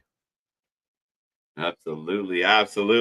Yeah, I'm a little confused. Stat's a heel, cutting a heel promo, gets told off by a heel and called a bitch. So it's a little confusing, folks. Right. And can you confirm, I guess, we're a CE no channel, I guess? How do you feel about Mercedes Moné? Something in the works. It's not quite where I'm happy, but we stay tuned. We might have some counterfeiting going on. Yeah. Well, trust me, we've had insufficient funds out there with AJ Francis, and now we got I don't think it's Camille versus Stat. I could be wrong, but I don't think they're fighting tonight. I'm pretty sure that's what they've advertised. Is I've also got Harley Cameron right now. Oh, poor Stat. Can I honestly ask a question? Does women's wrestling attire only come in bondage? I don't think because I feel like it only comes in bondage. Women not dressed in bondage. No, right, but at least when it comes to the AW locker room, it heavily comes in bondage. They got it on it. Yeah, well, it's just the whips and chains, handcuffs, smack I'm a little literally booty, I'll whip my belt. as here comes Camille. The best part of this duo, Camille. Oh, I have Harley Cameron backstage talking to Renee as we're getting Harley and Queen Amanada later. Oh, you got Camille coming out right now, so you got ahead of me. All right. Rampage is weird. Yeah. Why does Yeah, Mercedes come out here looking like a goddamn yeah. Dr. No villain right now? Do you expect what? No, she's not fighting Statlander tonight. That's not advertised. She's fighting a nobody. Oh, I could have sworn to God they sat there and it was No, coming up next. All right. Well, there you go. I'm Camille. wrong. I will go wear the cone of shame. Damien, yes, she's fighting a jobber. Harley Cameron is something else, fam. There is something with Harley Cameron. I think if Harley Cameron was used in a different capacity, you could maybe make her make sense. But she's been tied to, oh, there it goes. And that match is over. As it should be. Great win for Camille. But yeah, I mean, I like Harley Cameron. I do. I liked her as Danny Alexo or L, whatever the fuck it was. New Jersey Devils beat the Sabre. Yes, I was that close to getting a shutout today, as I have Markstrom. Mercedes is on Rampage. Made the right choice by watching a movie. I've already been public about my opinion on Mercedes. I'll leave that alone for now. But I mean, her not talking or doing anything usually better for everybody. Camille, I'd rather see Camille with the belts and get a push than Sasha. Harley Cameron got that Chelsea Green quality.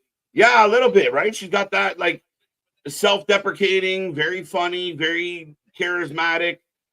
She even has like a bit of the singing gimmick. She can rap a little.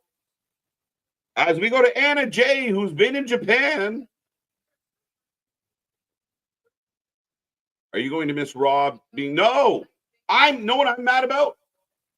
Raw goes to 2 hours. Tuesday, we'll be here for 3 hours. I can't fucking win. And for all the tribalists out there, if AEW was cooking the way it would be from 8 till 10, period. And it's 9 till 11. And I feel like that's a bit of a chicken shit move. Oh, they're blank. They're beeping. I have no idea what she's saying. Anyone else lose audio? That's my boo thing.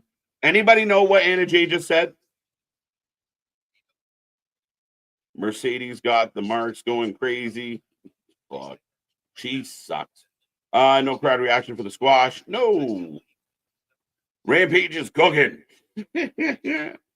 yeah, just on fire. Who was that girl? Doesn't matter. Mercedes is on Rampage. Yeah, I'm a little surprised, to be honest, but I guess she's there to support Camille. Camille getting matches on Dynamite would make more sense for me. Deanna and Taya Valkyrie here cutting a promo on Rampage.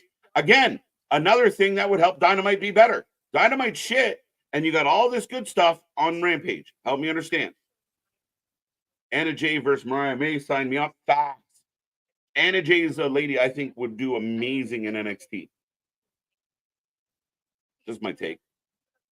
We just got Statlander, Camille, Harley, Camille, and then Anna Jay. I think you said Camille twice. Is that because we got her twice? Well, Tony Jericho needs to get off the formaldehyde face. The fact that he's about 100 years past. Oh, my God. Big dog. I mean, again, you're just barking up the wrong tree with this one. But I agree, man. And it's just nonstop. It is almost like the more we complain about it, the more Tony books any of the shit we hate. You guys don't like Saraya? Here she is. You guys don't like Sasha? Here she is. You don't like Jericho? Here he is. You don't like the Bucks? Here it is.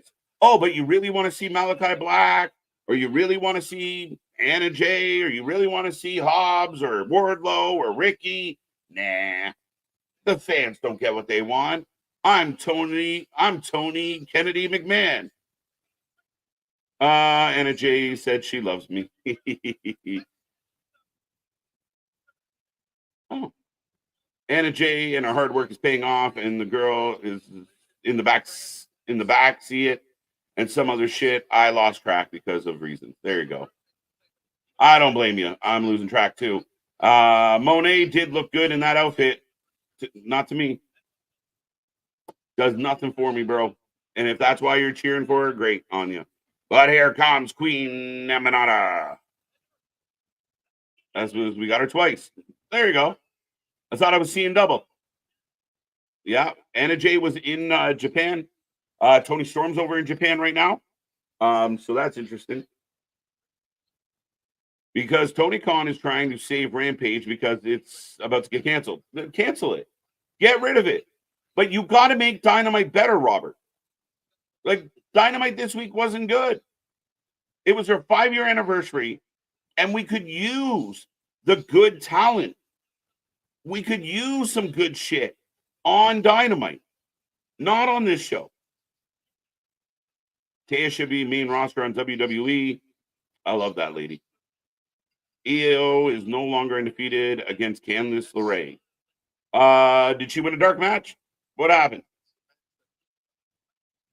TKM, yeah. What is this show? You tell. Your guess is good as mine.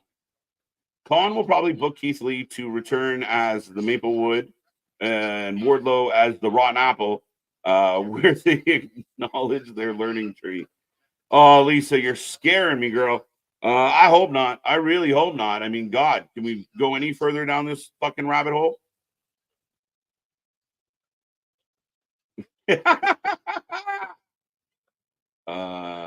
You don't save a tumor, you cut it off. It's not a tumor.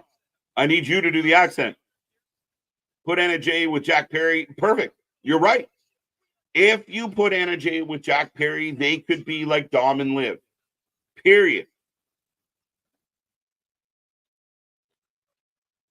Actually, I'm not either. I'm with you, bro. Queen Aminata for the win. Yep. Harley never wins. Too hot women on Rampage ratings are up. There you go, buddy. Hey, whatever works. You got to do something. Next week on Rampage, bra and panties match. Or you're fired. Thank you, TK. Thank you. Candice LeRae won the women's speed belt. Oh, there you go. There you go. Queen Aminata. There you go. Oh, and she can wrestle. She can wrestle, bro. That's where I think earlier you said, all right, we're going to hate AEW, which we kind of sound like we are. And we're mad at it. I'm mad at it. But that's where I see like Queen Aminata. I see Harley Cameron. Harley Cameron has charisma, has something. And then you just keep giving me these generic angles and people that I don't give a fuck about. Use the good talent. Deonna Purrazzo was a big deal that you signed her. Taya Valkyrie was a big deal when you signed her. Put them on your main show. Use them. Because there's AEW fans out there. There's people that cover wrestling every night, like us, that don't watch Rampage, that don't watch Collision. Why can't she get Athena? Because she's another example. If you bring her up and then she shows the talent that Tony, anybody that's better than the talent that Tony loves, they don't get used. That's why the tag team division shit. That's why you see what we see. Tony Khan doesn't want to put over anybody that's going to hurt the egos of his friends. Hence Jericho going after a Ring of Honor title that he should never be going after. Butt splash, as we are in picture, by the way, folks. Deonna Purrazzo, greater than Mercedes Moné. There is no argument there. By miles, Anthony. Miles. A better in-ring talent, a better promo, a better look, more attractive, less pretentious. She is miles better. Like the list. Queen Aminata is better. I think Harley Cameron could be better. Anna Jay's probably better at this point. Mina's better overall. Tony's better. Mariah May's better. Sheeta's better. Who else do they got in this division? Who else is in this division? Rio, maybe not. Maybe not Rio. Nyla Rose probably better. Who else is in the women's division that I'm missing? right? Soraya's got issues, but probably better. Like Sasha Banks isn't the best in this company. Sasha Banks isn't the best in this division. Never mind going back to the dub and trying to be the best. Penelope Ford can wrestle. I miss that girl. And I know she went through some ups and downs. I don't know why she never made her way back. I don't know. Hater is better. Poor Hater. She got brought back on a pre-show and buried ever since. Why? Because the booker can't figure out how to multitask. Pull out the shit list from Mercedes Monet. Yeah, I was like, I'm not going to talk about Sasha. And then Anthony went, want to bet? Hey, do you think Garcia is likely to leave or stay? I think Tony's going to overpay Danny to keep him. I think the WWE is going to say, here's our offer. Here's your opportunity. Do you want it? And then I think Tony might pay. I know Tony's going to be willing. Thunder Rosa, better. Red Velvet, better. Keep it coming. The Renegades, maybe not better. But they know me way less, so they got that going for them. I agree with KJ and Anthony's assessment of Deanna. Deanna is better than Mercedes by far. Miles. My guys, that lady ref Nick hates is better than Mercedes. Aubrey's better. She sells better. If AJ's injury is kayfabe, what does it lead to? I think it leads to turning on LA Knight, and it possibly turns. I just can't imagine MCMG. I don't know why that I have to keep repeating that tonight. I don't know that like people are talking about the Motor City Machine Guns joining AJ Styles, but then would they all be healed? I don't know. Garcia straight to the NXT mid card. I think Garcia has a lot of upside. I really do. I like the kid. I liked him when he first came in. When him and 2.0 first came in, and they were cutting those promos and just picking on, like, remember they were picking on Eddie Kingston and catering? It was great. They just showed up everywhere and fucked with people. They were fun. They were irritating little brats. And then you had, like, you know, Daddy Magic cutting great, like chewing the gum, like Jim the Anvil, Neidhart. That's the guys you push. Billy Starks is better. Athena is better. The lady that rips the tickets at the door, better. Saying Aubrey is better than Mercedes too. I want to allow Aubrey. No, I mean, realistically, Aubrey's a pain in the fucking ass. Why would MCMG join AJ? The OC are still there. Well, we haven't seen the OC much outside of NXT. And I don't know. This is all speculation. People have suggested because of the history between AJ and the Motor City Machine Guns that there's a potential there. I don't know. Damien, I know you love Sasha. I know you do, but she sucks. I'm sorry, buddy. I'm sorry. We're going to agree to disagree. And if you have to, like, earmuffs, if I start talking about Sasha, just earmuffs. Okay? I no offense. You're allowed to like her. I don't. She doesn't do nothing for me. Daddy's Max, the star, not Garcia. Maybe not. Maybe. Aubrey is absolutely horrible. Yeah, she's, again, Aubrey is like Excalibur. Just thank God you have friends that gave you a job because you suck at what you do. Lady Ref Jess, yeah, 100%. 100%. Even though I gave Jess a little bit shit tonight for a slow count. Kyle. Aubrey Edwards is and Aminata wiping the floor with Harley. I just put both their names together. Tony holds a grudge. Just ask Thunder Rosa. Yeah, Thunder Rosa. I said it a long time ago, Trek. Thunder Rosa was the CM Punk of the women's division in AEW. Came in with a lot of talent. I think jealousy, envy, and ego got her pushed out of the locker room where people were demanding apologies. As Serena Deeb jumps Aminata, I heard Eminem's daughter just had a kid. I wonder if she names it Stan. Worst ref in AEW history. Yeah, the worst ref in ref history. All of the history. Who's worse? Aubrey or what's his fucking name? The Baldy that does all the Bucks matches. Bryce Remsburg. Remsburg, whatever. DMD's here. Well, he's the one that was out there and that was like pushing Jack Perry's foot and everything to make sure he kicked out in the Danielson match. But Aubrey also sat there and walked over the foot on the rope to call finish. Aubrey is currently right now the worst official in pro wrestling as DMD saved Nada. Yeah, so this whole match was to set up the Britt Deeb angle. Well, Deeb and Britt had a match already, and it wasn't good. I don't know why we're running it back. Well, and you're making Britt a babyface, which we know at this point from Britt is everything better. That's come out because AEW's a sieve with locker room talk. She's not a babyface. She's not. No, Britt, it's funny because Britt came out in Pittsburgh, and you remember when the days where Pittsburgh would lose their mind for Britt Baker, they reacted not much, if at all, on Wednesday. They did not give a flying fuck about Brittsburg. What is that? Is Max Caster wearing? Which, shout out, by the way, I saw everybody pointing out that we're going to get a family reunion now with Bobby Lashley signing to AEW. We're going to get Bobby Lashley back there with his sister, Max Caster. So we're getting a family reunion at this point. Caster out here looking like he's doing his best Seth Rollins impression. Where did he get a starter jacket with a heart and fucking shears? Why do I feel like Bowens might have had that on standby? I was like, bro, I got you.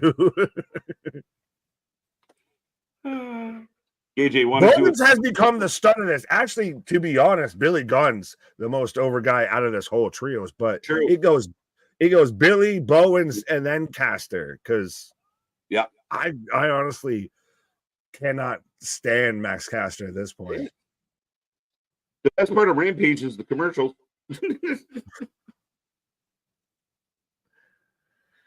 Salem's Law.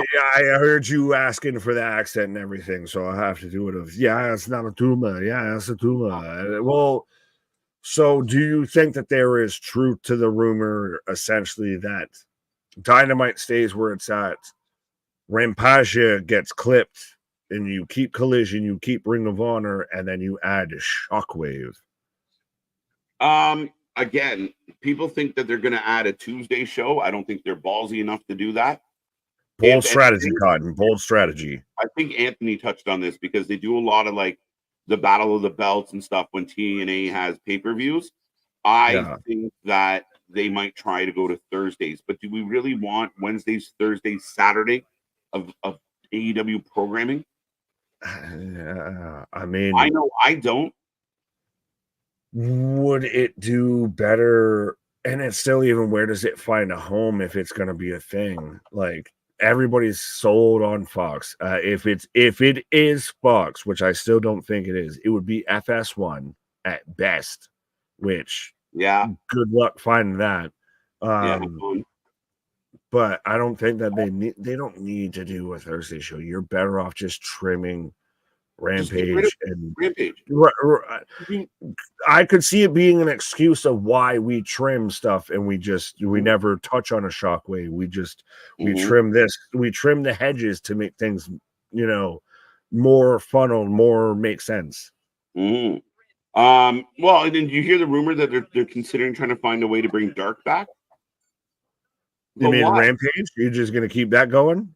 Well, maybe that's the trade-off. We're going to lose Rampage, so we'll do an hour on YouTube. Well, I've seen people literally say that. So Dynamite will stay Dynamite. Shockwave will become the new Rampage. Collision will stay Collision. Or vice versa. You have Collision become the new Rampage, and Shockwave will be the new Collision. Ring of Honor still is just left out in the abyss. And then Rampage, I guess that becomes your dark, your NXT level ups. Yeah, I don't know. Has AEW killed Grizzly Young Vets hype really fast? Yes, just like everybody else. And I know you like them a lot, but they do. They don't bring in people like Grizzled Young Vets or Ricochet or anybody and make them feel like a superstar.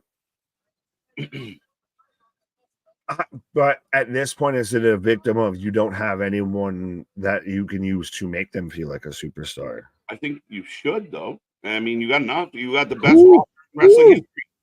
Don't you have the best roster in wrestling history? According to some people. And every team that says that, we've seen this in any sport that we follow. Any team that says that fails miserably. Mm-hmm. The thing with the Grizzled Young Vets is, how many times have they been on Dynamite since they signed or joined? Once? We don't see them. The thing is they should be the ones challenging the Bucks for the tag titles and everything. We shouldn't have top flight. And I know we said we'll use the talent that you have there and everything, but if you sign Grizzled Young Vets and you're going to bring them in as a big deal, use them properly. Use them as title contenders. They showed up and interrupted the Bucks in FTR match. Use them that way. But that's the example of Tony protects his nearest and dearest. So the Sashas, the Bucks, the Jerichos of the world call their own shots, and instead of doing what's right by business, because it would hurt the Bucks' ego if the fans start chanting for the Vets and people start talking about how the Vets are better. They did the same thing to FTR. They dodged them like the plague until it suited their move. That's how we got a trios division. They chicken shit ran. I like this, though, from Tony. All of NWA's money went up Father James Mitchell's nose. Yeah, that's almost a year from since we covered that. That's why they don't have, I don't want to wait. Remember, they were the ones that were going to CW first, and then they said, nah. Right? I was listening to your reaction on Spotify. Keep those coming to the platform, too. Absolutely. That's Nick, one of Nick's bread and butters. He keeps that Spotify loaded, folks. If you didn't know that, if you ever miss us or we're not around and you're just, I'd really like to hear Nick, Anthony, and KJ ramble. Our library is on Spotify. Go check it out. It's growing slowly, so give us some love. Yeah, 100%. We still have love anyway. If you want to sit there and, you don't want to click into YouTube or anything like that, we are still on Spotify, on iHeartRadio, on Google Podcasts, and pretty much anywhere you can get your podcast and pleasures and everything like that. You can hear the audio versions of the live streams and everything like that. Max Caster is the one who said he didn't want Shelton Benjamin in AEW, said they didn't need him. He was right. Oh, he's just gonna have to run that shit when they see each other in the locker room. You gotta I put my money. I'm putting my money on Shelton. I'm putting my money on Shelton. 100%. That's the thing. Bobby and Shelton come in and they would whoop the fuck out of everybody in the back. I want to see. Does AEW need that though? Do they need somebody that actually has, I guess, big beefy energy? I'll put it that way. Speaking of big beefy energy, we got Big Bill. Yeah, we got Big Bill taking on OC. We got the Learning Tree versus the Conglomeration. It's a tag match with Keith and O'Reilly. Now, did Tony bribe Aubrey to ref this match because he talked about apples and trees and everything like that, and she thought that she might have been, able to have, bite of an apple and everything, and then said nay to it. You get a sugar cube if you do a good job. Right, you get a Wilbur. No, I want to see Shelton Benjamin Moxley one-on-one in the ring, shoot, grapple, go. It would end in 3 minutes. If I was gonna say, I ain't even trying to act like I'm a jiu-jitsu master, but I don't pretend to be one either.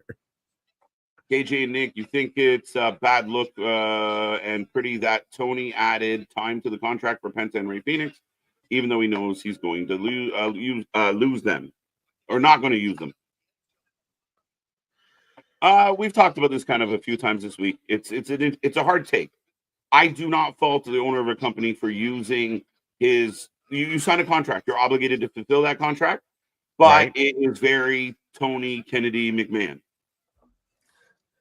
I think it's a shit practice period in wrestling. I'll say that. And like you said, it's very much Tony moving away from being the alternative to being more the norm, when he does something like that. Yeah. I want everybody that had that same energy of hashtag free Mustafa Ali and everything like that when he was still at it. They added time and everything to his contract in WWE. Keep that same energy with Ray Fenix. Yeah, it should be the same thing, right? It shouldn't matter because of the 3 letters in front of it. No. Oh yeah, all the people that care about something, you care about something. It's different when you only care about something because of the fucking product, because of the fucking placard in front of it. Stand on your guard. Whatever your feelings are, stay true to your feelings. And it's the flipping and flopping that's annoying, and it's bullshit at the end of the day. For all the people that accuse the Fed, they're just hoarding talent. I hate the term the Fed, by the way. I know. Just respectfully, I fucking hate that. Like, just can we just call them AEW and WWE? Like, can we just call them what they are? Like, I hate the term like drones and shit like that. Like, you don't like the dub? Grow the fuck up. Like, we're all at least like in our like mid to late 20s and everything at minimum. Can we all just grow the fuck up and talk like adults? Selective outrage, MDB on the button, my bro. Right. Again, it's when you virtue signal all the time, then you get your wires crossed because now you're signaling in a bunch of different directions because you're just doing it. You don't really feel what you're saying. You're just doing it for reaction. So you see something, you're like, oh, that's not fair. But then somebody you like does that, you're like, oh no, that's perfectly fair. Right. As we're getting, I'm in picture in picture as I've got the conglomeration doing the double kicks on right now, Morrissey in the corner or in the barricade here, but it was both of them. Right. Yeah, 0 hour. Yeah, it's stupid. It's stupid. Yeah, is it true? Why is Brian Cage fighting a guy the size of his leg? Because they don't have guys that are the size of him. That's true. True. Fair. Honestly, well, I mean, no, the only person that they could have that's close to that is a Hobbs, is a Lashley, is a Wardlow. And again, AEW, respectfully, regardless of how you want to take this, look at this independently. AEW does not know how to book big men well. Regardless of how you feel about the company, anything like that, that is a statement that is true. The only halfway minor exception would be W. Morrissey, and that's more of just the fans getting behind him. It's not that they booked him well. They can't book big men well. You thought they had it in Wardlow. He was out there on top of the cage, and then he went into the abyss. Because Tony's friends, like Sammy Guevara and Darby, they have to go over the big guys, and it becomes ridiculous. How many times have we watched the Gates of Agony lose to tiny little men? It's Nick Wayne and Darby beat them. What are we doing? What are we doing? What are we doing? And that's not to say that you can't have a situation to where, the Colossus gets toppled by David, Sometimes David does beat Goliath, but at times you have to at least start it off with Goliath beating David to show why Goliath is Goliath. 100%. And they can't lose to all the Davids. Right. How many times are you going to get hit with a slingshot before you realize, duck, motherfucker? Duck, motherfucker. People saying the Coke spot didn't. Okay, so let me put it like this, Trek, and I see a couple other comments. I'm going to click them but not read them. But I'm going to sum this up really quick with NWA. It went off the rails. Nick and I, if you watch our early no, it did the rails, and then it went off the rails. Well, that was the final stone that knocked it right off. That was the final straw, pun intended, that snorted the camel's back. So, no, and I mean, again, if you go to watch our early streams, we advocated for NWA. We were like one of the NWA's biggest fans. We covered their shows. We covered the Crockett Cup. Fuck, we were here for that spot. But it was a collection of things. It was Tyrus was a shit champion that created more bad than good. Then you started having Gags the Gimp and all this fucking Mr. Smashing Pumpkins lost the plot. And then the Coke spot was kind of like the nail in the coffin. Despite all my rage, I am still just a mark with a pen. But we were here live for that, and I still remember we had been there.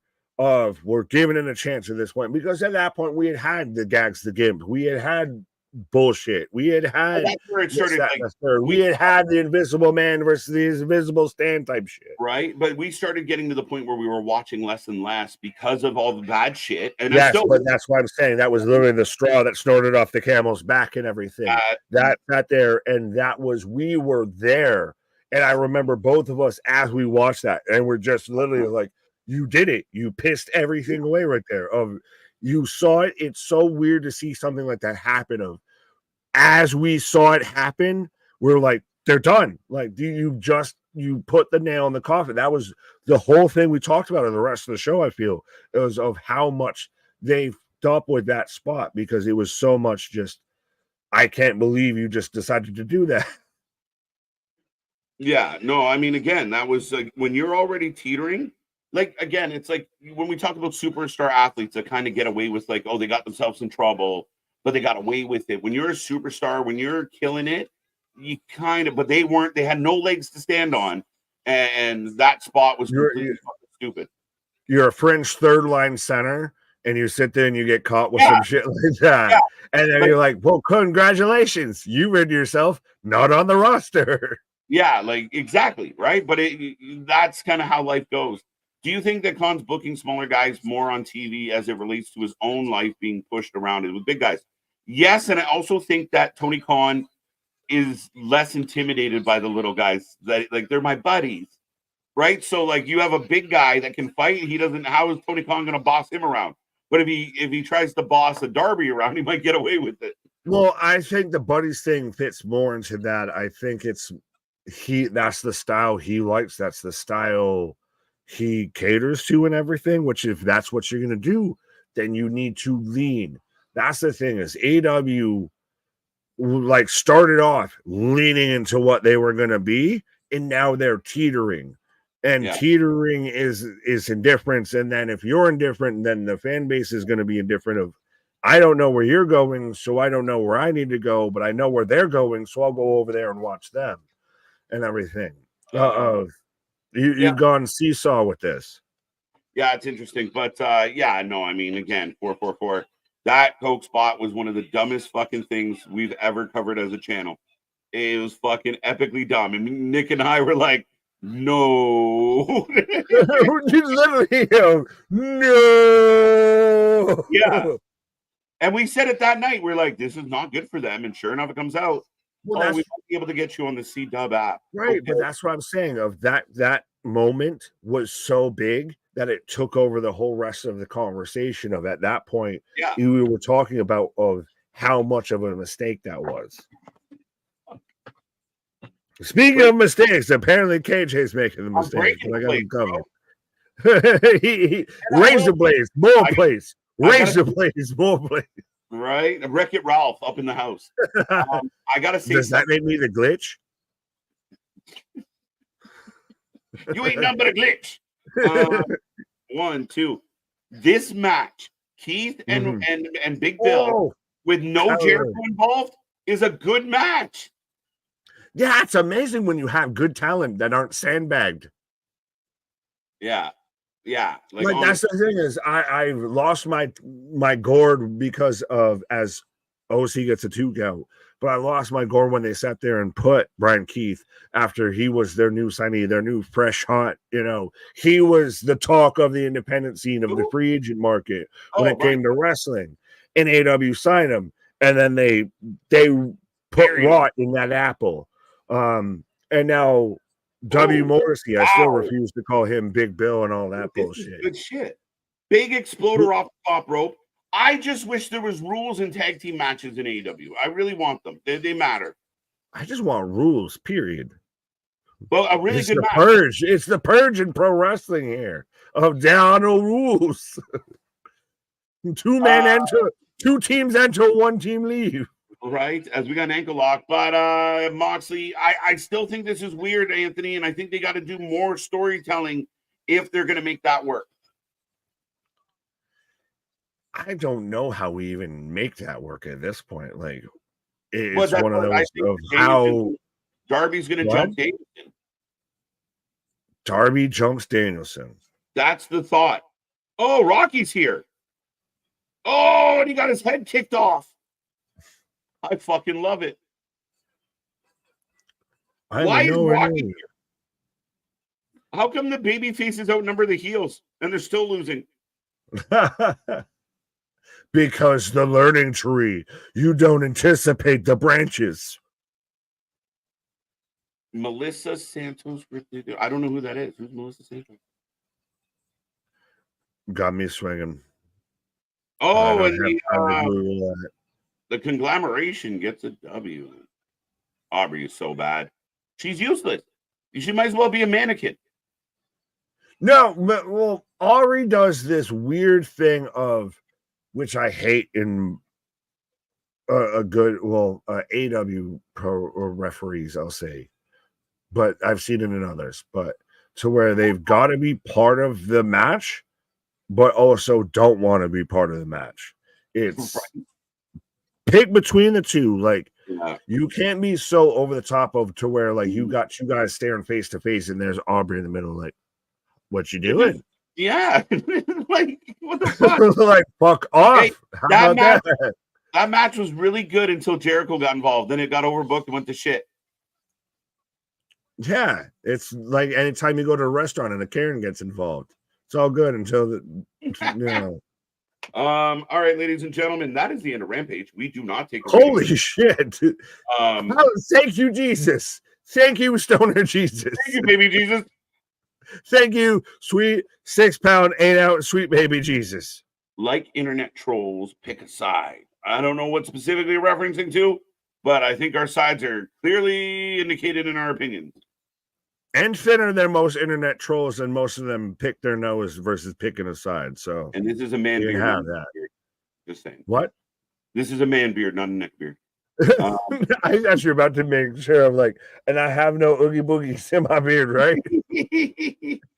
Yes. Brian Cage's wife has gone off a couple times at AEW, not overly happy with how.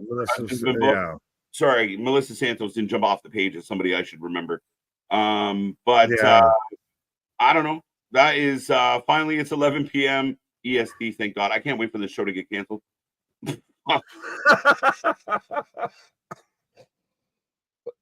You're welcome. Thank you, Stoner Jesus.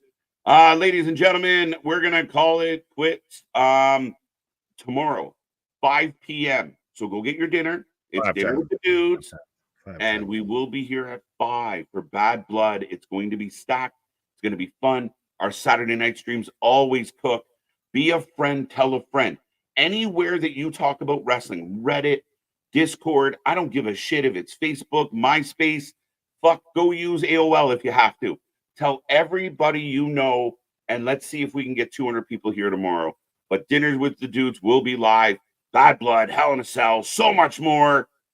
Nick, it was a fun night here. Right, and we got Dinner with the Show tomorrow night of Dinner and a Show. I like that. Right, and Christ, I mean, my guy, we're starting it off with a Hell in a Cell match between Drew McIntyre and CM Punk. Folks, if that don't get asses in seats, then Tony Schiavone shouldn't be employed. And then we're ending it with Roman Reigns and Cody Rhodes taking on Solo Sikoa and Jacob Fatu in a tag match that might see the end, see the return of If You Smell. So 100%, be a friend, tell a friend. Make sure you're here in the chat. Make sure you're here watching it live with us. We're here going earlier than even the pre-shows at 5. What? I'm enjoying I was giving me like, all right, wrap it up, motherfucker. Our shit is real. Our shit is raw. Our shit is authentic. When you talk to the rest of you, but put that full life with it. Love you, folks. Thank you for being here. Bad Blood tomorrow. See you on the flip side.